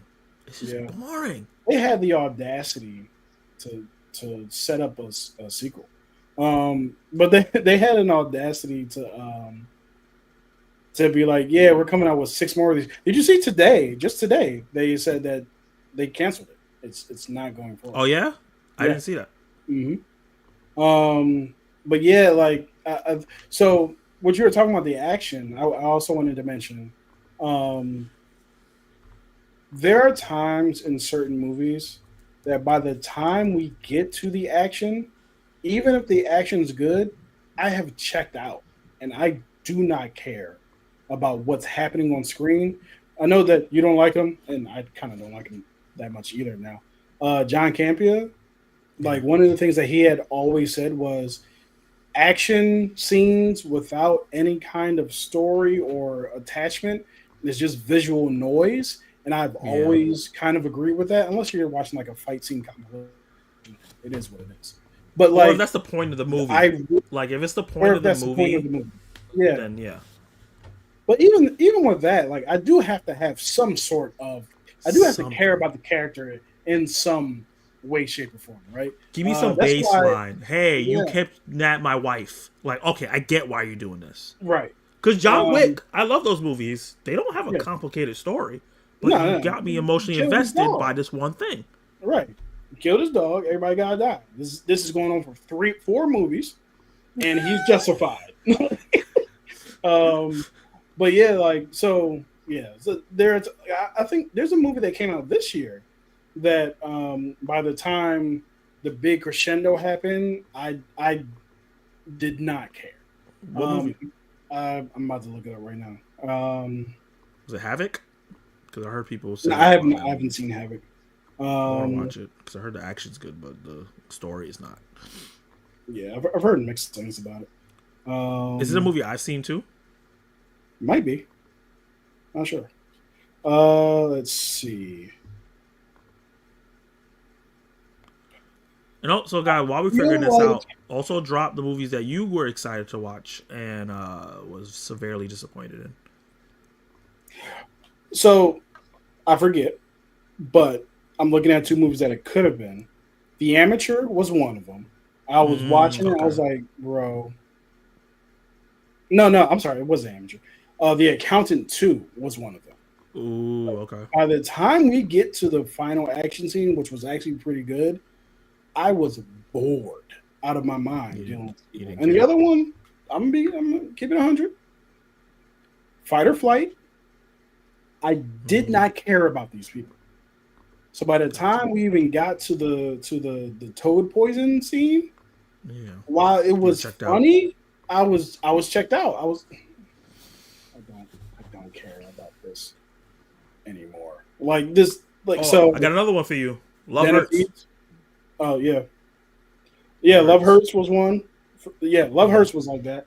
And Den of Thieves too. Den of Thieves, yeah. Like by the time we get to that really cool heist action scene, and when they were driving throughout the side of the mountains, which was really cool. Yeah. I was still like, I don't care about this. So this movie's still going? That's what I was like. Yeah, we still going? Den of Thieves 2 is long. Yeah, it's really long for no reason. No reason? Did you say raisin? Yeah, no reason. Amen. I'm not a fan of Den of Thieves 2. Yeah, I'm not a fan of it too. It's like it's close to the bottom of my list. I think it's the third to last movie I have on my list for 2025. Yeah. But yeah, what's your number one? Wait. Oh, that's right. We were talking about I keep talking. Anyway, my number one. Now, I'm not going to give a long preamble like some people. But you bitch ass motherfucker. When I saw, because I wasn't expecting to like this movie, and I liked it. Actually, these 2 movies back to back could have shown up on. I was not expecting them to be this good list, and oh my god, I can't believe it's this bad. So the one that could have shown up on I was not expecting it to be this good was It Part 1, the new one that came out. Right, I was like, yo, this is phenomenal. This is really good. I'm really enjoying this. Right, when they're all kids, that one. Right, It Part 2 was fucking awful. It was so bad and such a step down from the first one, from Part 1, which I didn't know it was coming out in 2 parts. But it was such a step down, and it was so disappointing because me and my friends, we all went out for my friend's birthday to go see it because I think it came out in September of whatever year it came out. Yeah. And we went to go see it, being hyped for because coming off the first movie, the first movie reboot of whatever, and he leans over because I was sitting next to him. He leans over and he's like, "This is bad, right?" I was like, This is bad, right? and like the only reason why they were happy because we were so excited to be there that we were kind of like in shock by how bad it actually was. They beat it by bullying him. Oh, you're not funny. Here comes. I was like, it's just awful. But yeah, it part 2 is my number 1 because I was so excited for that movie coming off the first one, which I think was literally a year before, a calendar year before it had came out. And yeah, the first one was great. The second one was, it was so bad I didn't understand how it could be that bad when they were coming out a year apart from each other. Like it was like y'all planned this. It would be like Wicked 2 being awful. And be like, what is going on? Right? So there's a huge possibility of that too. I hope not. I'm really looking forward to that. But yeah, so that's my number 1. Rebel Moon was your number 1. So that's our list. So we're just going to recap our list real quick. I don't have any honorable mentions for this. I'm just going to go through Zach's. Number 5 was Top Gun Maverick. Number 4 was Lord of the Rings 2 Towers. Sorry. Number 3 was Justice League. Number 2 was Past Lives. And number 1 was Rebel Moon. For me, number 5 was... I had this in a weird order. For me, number 5, I got to remember now, was Speed 2 Cruise Control. Number 4 was Monsters Ball. Number 3 was Spider-Man 3. Number 2 was Quantum of Solace. Mm-hmm. So, and number 1 was It Chapter 2. Yeah, so those all are had high expectations, but it did not work out. Did not work out at all. So yeah, that's where we're at. Trying to see if there's something else from like this year that I felt that way about. Opus, for me personally, was one I was like, oh, I can't wait. Io Edebiri, John Malkovich. John Malkovich. Yeah. Cruise Control. Yeah, I was like, this is gonna be great. A24. That's a wild name. Hot Take. Presence was another one. I was like, what are we talking about? That one either. Yeah. I was disappointed about Wolfman. I was really looking forward to it. But yeah, that was of recent of this year. Those are kind of the ones I was really excited for, but ended up not being great. Now I'm just looking at Letterboxd. Oh wait, we didn't do the Letterboxd thing. It's almost 3 hours. Do we still want to do that? Yes. Let's just finish off with the attacking Zach and sparking conversation questions, and then we'll wrap it up. Yeah, let's do that. And then we'll hopefully get it done next week. But this has been a fun stream anyway.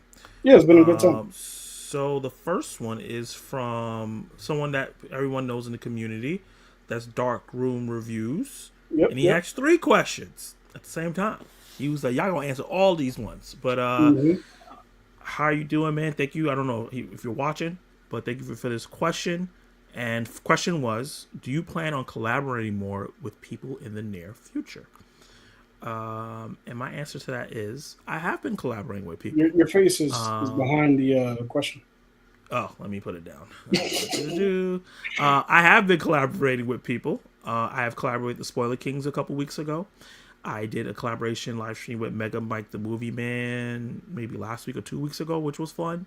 I am in a collaboration with Chillmonger that should be coming out pretty soon, that Kenny Sparks is also a part of. Yep. And another thing that Kenny Sparks is a part of, I collaborate with Movies and Us podcast, where we talked about that was fun.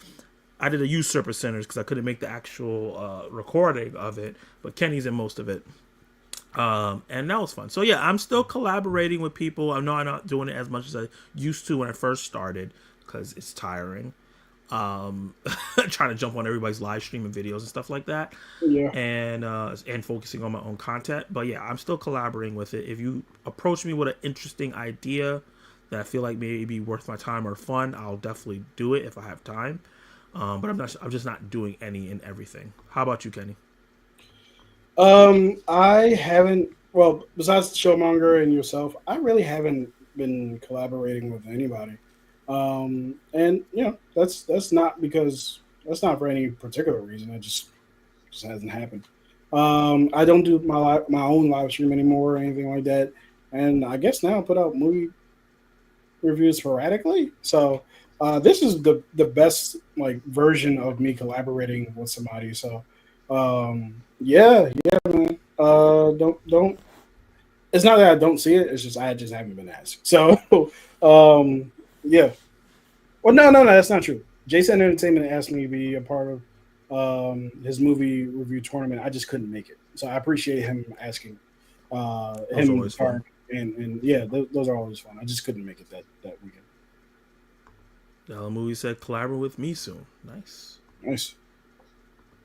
Ooh, Oh yeah, that's right. That's right. Yeah. Oh, you forgot? Listen, don't do that. Look, you've been coming for me all stream. I gotta hit you with one. Hey man. Said, do you still collect Funko Pops? Personally, I've completely slowed down on collecting Funko Pops. They take up a lot of space. I've kind of grown a little bit out of them. I have a few that I still want to get that are special ones. But I'm not really collecting them like I used to. I'm in the same boat. I don't collect them like I used to anymore either. It's not that I don't like them anymore. The space thing is kind of part of it. Actually, the last one I bought was this. Hold on, real quick.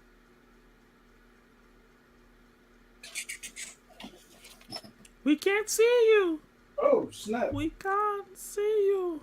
The camera just went off. Furiosa, you've gone too far. That's crazy. I can't believe I'm Furiosa. The last one I got was this WrestleMania. It's Shawn Michaels and Bret Hart. Yep. Nice. I bought this before because of the lighting. It's kind of crazy. I bought this before WrestleMania 41 because I wanted to get a Funko Pop of Jey Uso and a Funko Pop of Gunther and put them in the ring because I was really anticipating that match. However, Jey Uso doesn't have a Funko Pop, which is crazy. What? Gunther That's does. crazy. The only Jey Uso Funko Pops there are of him being a part of the Usos. There's none of him being one of his singles. The Yeet Man. Yeah. So I'm shocked by that, but they do have a Gunther one. I just wasn't going to do it without getting. It's coming soon. Now that he's world champ, he'll get a Funko Pop.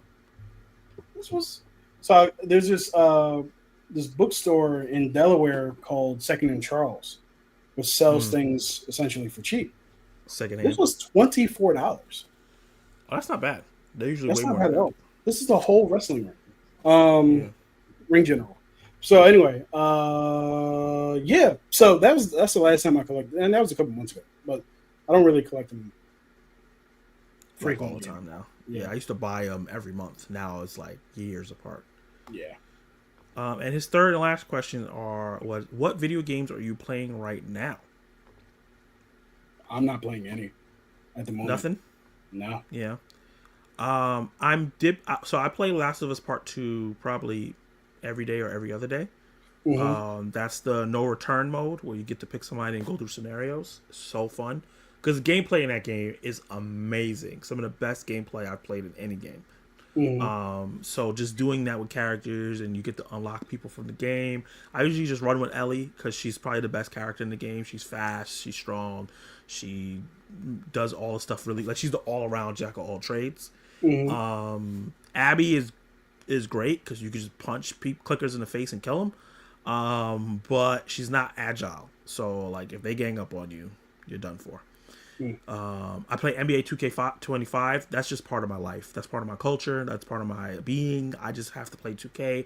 No matter how bad the game it gets, I need a basketball game in my life. I have to play my league. I have to rebuild teams that suck. Right now I'm doing the Wizards and trying to get them a championship. And yeah, having a good time doing that as always. And then I also started Death Stranding. now that the game is going to be adapted into a movie, I wanted to play it and get a feel of the game and everything, and I'm having fun with it. It's a weird ass game, and I don't know how they're going to make this a movie because the prologue of the game is a movie on its own. So the fact that they're going to make this whole thing a movie, I'm like, y'all going to have to strip a lot of this down in order to not only make the budget worth it, because it has to be an expensive movie, a lot of VFX heavy, a lot of sci-fi stuff. It's going to be probably A24's most expensive movie. They're going to have to strip a lot of the weird stuff and the story beats. But those are the 3 games I'm working on right now. I randomly dip into Slay the Spire on my Switch. I actually got Mario Kart 8 for a penny off of Temu. So I'm going to jump into that. And yeah, that's nice. what I'm on now. All right, Dell. Have a great night, man. Thanks for joining. Thanks for joining. And then we have one other person with a question. That's Collectible Movie Man, who was here earlier. And Dell's still on here. Thank you. Damn, this is just covering up both of our faces. So this is for both of us. What do you think will be still collecting in 5 to 10 years out of these 3 things? You can choose 2. Funko Pops, which leads into what we were just talking about, physical games, or physical media. So, Kenny, what do you think will... out of those 2? 2 out of those 3? Out of those 3, yeah. Funko Pops for sure, and physical media is the other one. I don't know how much people are going to be collecting physical games going into the future. That doesn't. I was surprised that the PlayStation that came with a hard drive, the hard drive option. So I don't think that that's going to last too much longer. I think part of that is because of control. You know what I mean? People are like, hey, yeah, you downloaded your game, but we can delete it off your system, like stuff like that, which is unfortunate, of course. But yeah, I do think that if anything, physical media like movies and stuff like that, and Funko Pops will be around as long as fandom is around, so they'll be around for a while. Yeah, what about you? I picked physical video games and physical media. I think that Funko Pops, the trend and the hype for it is starting to die down a bit. I don't see people like, you see how we love it and stuff like that. I think a younger generation will buy it, but I think there's going to be another company in 10 years that's going to kind of knock them down and maybe do a better quality build at the same price. I think eventually that's going to happen and tap into that fandom. Where I think in 10 years, do I think the PS6, because we're on PS5, right? PS6 is going to have a hard drive or a slot for a game? No, I think it's going to be a fully digital console in the next system. What I think why physical video games will still be around is because I think people are, just like physical media, I think people are going to be still collecting old games, because no matter what they do, not all games are on streaming, right? Just like not all movies are streaming. You still can't find certain movies on streaming, and I think there's going to be some boutique games that people are going to still be buying and collecting and holding on to. But I can see Funko Pop fading out in 10 years for something else, right? Yeah. I don't think anything is going to replace video games. There's nothing like video games just eat into each other. There's no other medium that's going to knock video games out of it, you know? Because even like virtual reality is still video games. That's true. Yeah, so I think they'll find a way to keep the physical game around where people still buy old games, but I do think new systems are going to go straight digital. And then like physical media is just going to come back because streaming is just getting too expensive, right? The cheapest streaming service is $10, and everything else is like at least $15 now. Netflix is getting close to $30, or it might be at $30 already. If you get 4K, and now they're doing it where if you pay $50, you still have ads. So stuff is just getting more and more expensive. There's more and more streaming services. It's just getting too much and overwhelming. And I can see people just like, I'm just gonna buy the piece of thing that I like and watch that. Yeah. You still need to have the game on hard drive. Yeah. Which is insane, even if you have the disc. Yeah. Yeah. Yeah, because they want to make sure they have access to it to change it. Yeah. So those are our questions. Real quick. Good questions. Indulge me. Disappointments from last year. Long legs. Okay. Kinds of Kindness. My God, I was expecting Oh that to be god, good. I agree with you on that one. That's definitely one. But the Bike Riders, a friend of ours hyped that up. Yeah, I wasn't Really? excited about that movie at all. um, Bob Marley, One Love. I was floored by how disappointed I was in that. Yeah, you made me skip that Uh, one.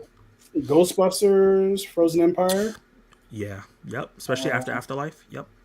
for me personally, because I know not everybody feels this way. Civil War. Mm. Um, Y2K was when I was like, "Yo, this looks really good," and it ended up being okay, but it was This very is okay. mediocre. Yeah. And I got Joker on here. What was this? Yeah, the Ministry of Ungentlemanly Warfare was Yeah. so fucking boring. Yeah. My lord, I didn't realize there was a page two I see in so many books. Um, but yeah, that's kind of. Oh my god, Maxine! Mm. I was excited for Maxine. It just, Yeah. whew. Yeah. And lastly, that's not true. I have the Brutalist last on this list. I think I just added it to the list and never moved it. But Moved it up. Yeah. yeah, because it's not nearly. Well, it's not good, but it's not last. Last is American Side of Marriage of the Negroes, and yeah, the only other ones on here is the two Crisis on Infinite Earths animated movies. I've never seen a DC animated movie this bad. So I didn't even finish the part three. But yeah, that's it. That's it for me. See, I tell you, she has different opinions on movie and stuff, and also it looks like she liked the cheesecake. I know this is a generalization, and I'm Mm-hmm. not saying this about you specifically, Kiara, or all the girls in the chat, but I noticed that when I talk to certain people about movies, about certain girls, that they'll like a movie I don't like if there's a hot actor in it. That's funny. It's happened to me multiple times with different girls. Uh, so for I didn't me, realize last we year, disagreed like huh? this. I was looking at one stop motion. I didn't realize we disagreed at this. I have it at 1.5 stars. You have it at like 3.5. Yeah, I Um, like stop motion a lot. yeah, but I'm sorry. People's Joker, very disappointing for me after all the hype. I saw the TV Glow, Evil Did Not Exist. These are three indie movies that people hyped up all year. Watched them, boo boo. I wanted to Go physically fight. I saw the TV go up, but yeah. Ghostbusters, Frozen Empire, Kinds of Kindness. We both talked about on Gentleman Warfare, Queer, which I think I need to see again, but that's definitely one of them. That was the one What with else? Daniel Craig, right? Yes, I didn't. I never got. visually stunning, but I don't know. Mhm. We Live in a Time was a little disappointing for me. We live in a time. Yeah, it wasn't bad, but it wasn't as great as everyone hyped it up to be. I think VHS Beyond was a little disappointment for me as well. Beetlejuice. I watched the first Beetlejuice the same year that movie came out, and I loved it. And then I was just like, this is not as good as the first one. I forgot one. What? Gladiator 2. Oh, I like Gladiator too. I know you like it, yeah, but Yeah, man. And a Real Pain. People hype the shit out of that movie. And I was I just haven't like, seen that. A Quiet Place Day One, liked it, but kind of disappointing. I like it a lot. The Brutalist, Jesus freaking Christ! Oh my Awful. God, so long, so overhyped, ridiculous. What else? A little bit Deadpool and Wolverine. Don't think it's such a rewatchable I'm with movie. you on I that. think we agreed on that really fast. Yeah. It was almost And I like, think that's it. almost felt guilty. Almost like, Yeah, because everyone's having fun, so I'm like, I don't want to yeah. talk about it. You know what I mean? Because y'all Mhm. all having fun. But I think other than that, I think that's it. I think everything else above that, I enjoyed. I got hype and I loved. Hmm. Let's see. Like I saw 152 movies, and I don't think the movies got, in my opinion, bad until 134. Yeah. I saw 122. Show off. I saw 122, and for me, They got bad at around. Bad. I want to say 91. Okay.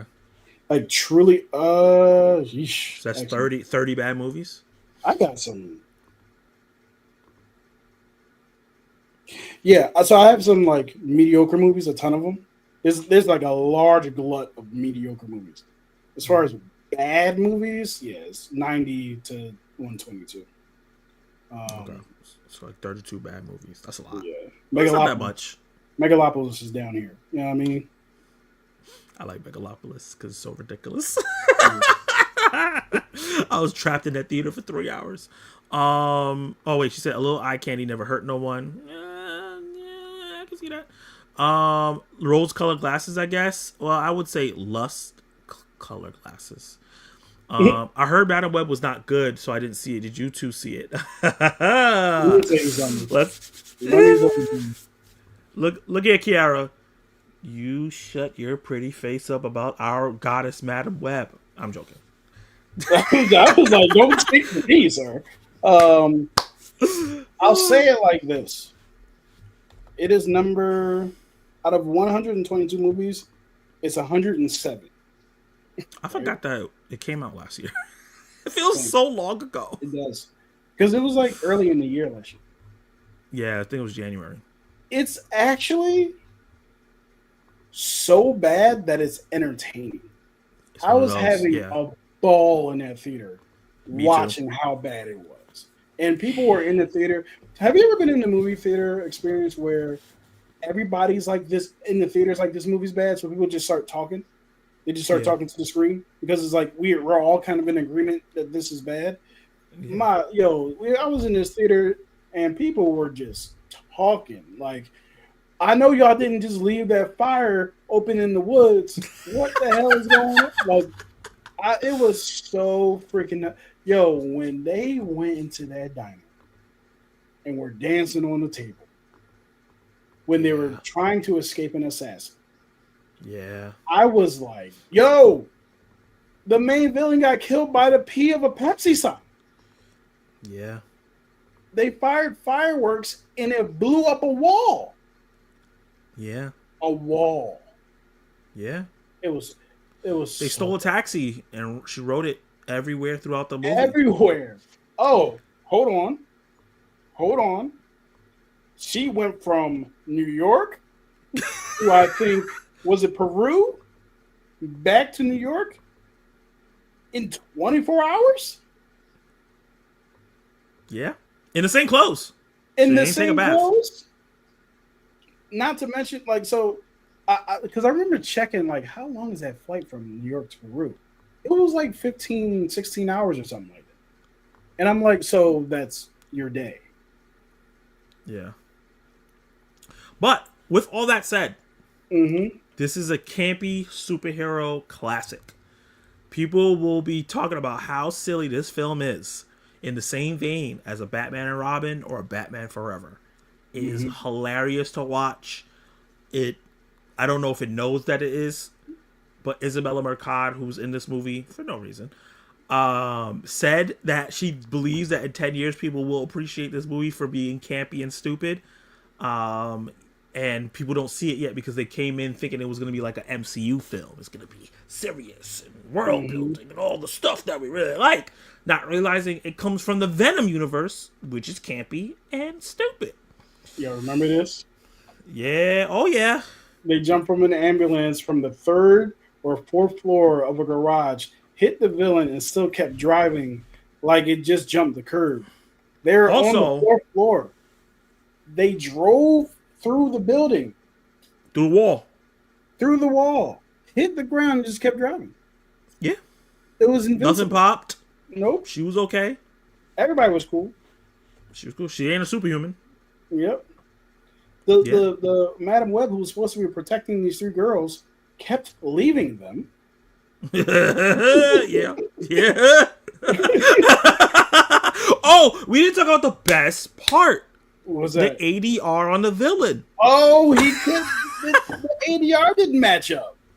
It was His so lips was evident. moving, but he was not saying the words that was coming out his mouth. No, It's he like when you wasn't. watch those Japanese films and they put like English voices on, and you know the Yeah, voices are not matching. yeah, Oh my god, yeah, this movie yeah. is amazing.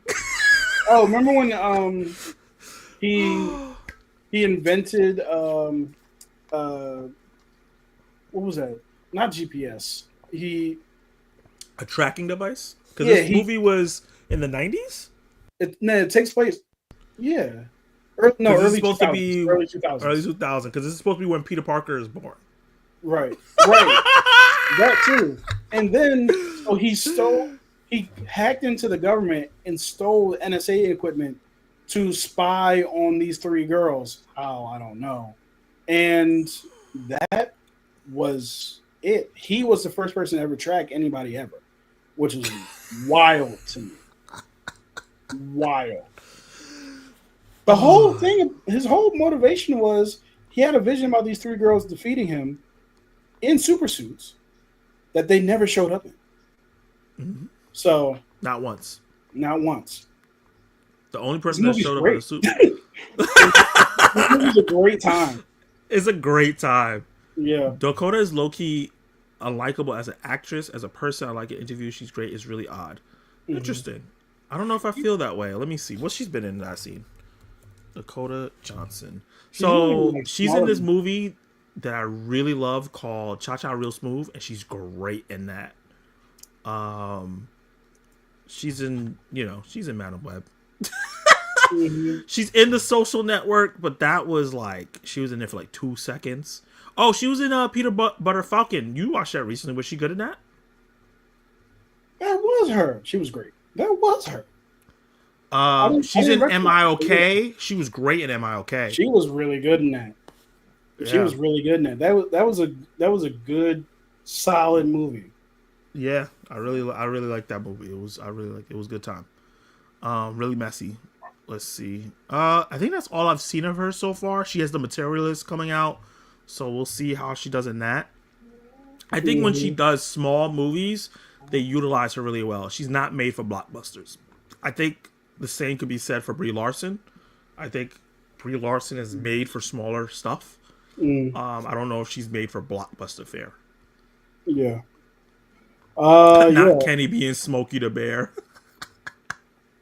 Because you said that they left Oh the yeah, fire yeah, on the yeah, forest. yeah. That was highlight. That was my favorite movie review I put out last year. Yeah. That movie review changed the That way I was did movie fun. reviews for like a year. That was fun. That was a lot of fun. I had such a good time doing that review. Such a good Still not sure how she ended up blind. She fell in the water and the sparks from the explosion caught her in the eye. I think. Or was it a piece of the Pepsi debris fell on her face? I think something like that. That's right. Pepsi killed the villain and blinded her. Kenny, I think you're talking me. You gotta watch it. You have to. Watch. This movie is so terribly good. It's like it's an experience, is what I would call it.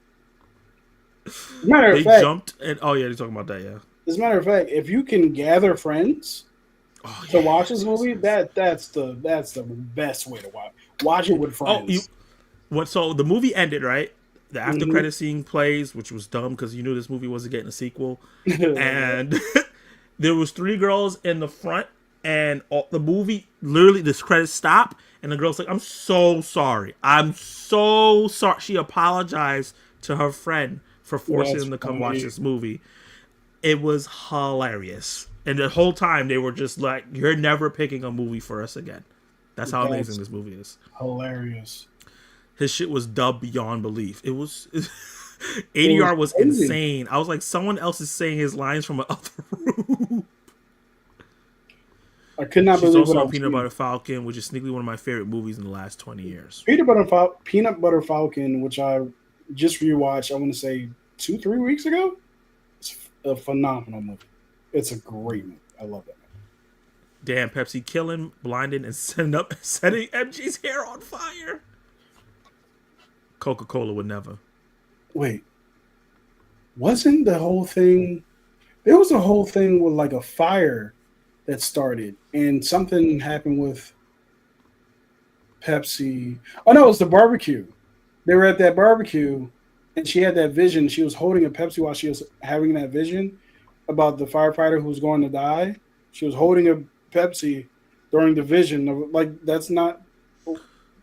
Yeah. So. You talk about that in a scene where she's talking to Ben Parker.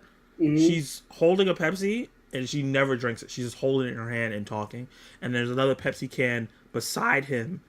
Like he's like sitting on a ledge, and on the ledge is a Pepsi can next to him. There's Pepsi cans throughout this movie. They sponsored the movie clearly, and there's just Pepsi cans everywhere. And that's not even the most egregious product placement I've ever seen. No. I remember watching, I think it was the first or second Transformers movie. It might have been the third, where Mountain Dew, what was that? A Mountain Dew vending machine turned into a Transformer. It was like, really?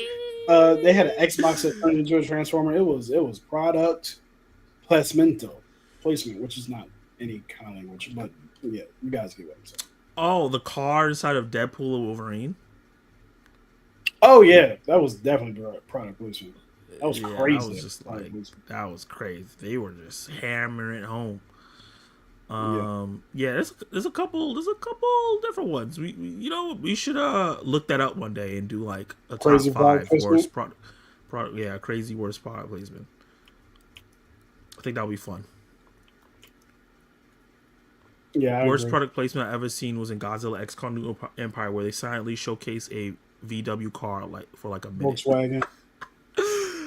Yeah. Oh, remember? But we like this movie. Remember Krispy Kreme and Power Rangers? I haven't seen it in Power Rangers. Oh, really? Really? I No. think you would enjoy it. So everyone's telling me, so I gotta watch it. Yeah, E.T. is all about Reese's Pieces. There's a lot of them.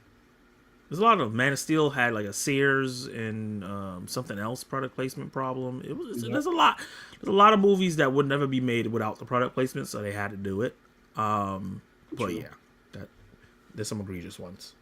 Yeah. I feel like there's one that I'm not remembering that I remember watching the movie and I was like, guys, yeah, I need to relax. Yeah. But yeah, this was really, really fun, guys. I appreciate every single one of you guys jumping in the chat, talking to us, having fun. And yeah, this was amazing. Let's talk about what's coming for the coming week. So personally for me, I am figuring out how I'm going to do the channel. There may be some changes coming along on the personal Zach Attack Reviews channel, but I'm not going to do anything immediate right away. But I know I'm going to be seeing Mission Impossible Final Reckoning on Friday with my mom, Dukes. Nice. I'm going to try to get a review out for that as fast as I can, because obviously my birthday weekend is here and I'm not trying to do YouTube stuff on my birthday. I also want to see Lilo and Stitch. I might actually see that on my birthday. That'd be go fun. by myself and have fun. And Hawaiian roller coaster ride.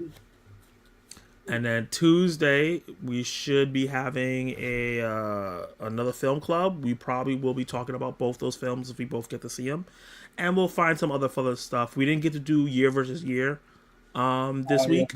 I really want to do that's that. fine because we had a lot of fun. So we'll probably try to do it next week. And yeah, this was really, really fun. And guys, if you have any suggestions for stuff you guys want us to talk about, definitely DM us and stuff like that. We really want to work on it. We have a whole list of things that we found out we could talk about, but we're fine with adding more. We want to build this around so we can have fun. Yeah. I'm planning to restart my podcast in October. Woo! Nice. We'll record over summer. We'll reach out if y'all interested in being guests. 1,000%.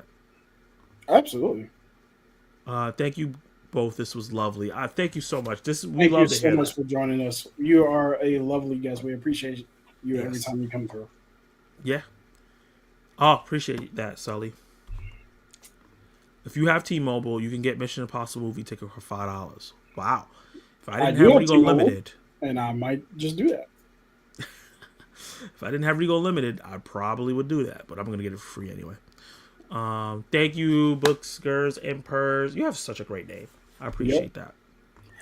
Thanks for this. Enjoyed watching. Just nice to see you back.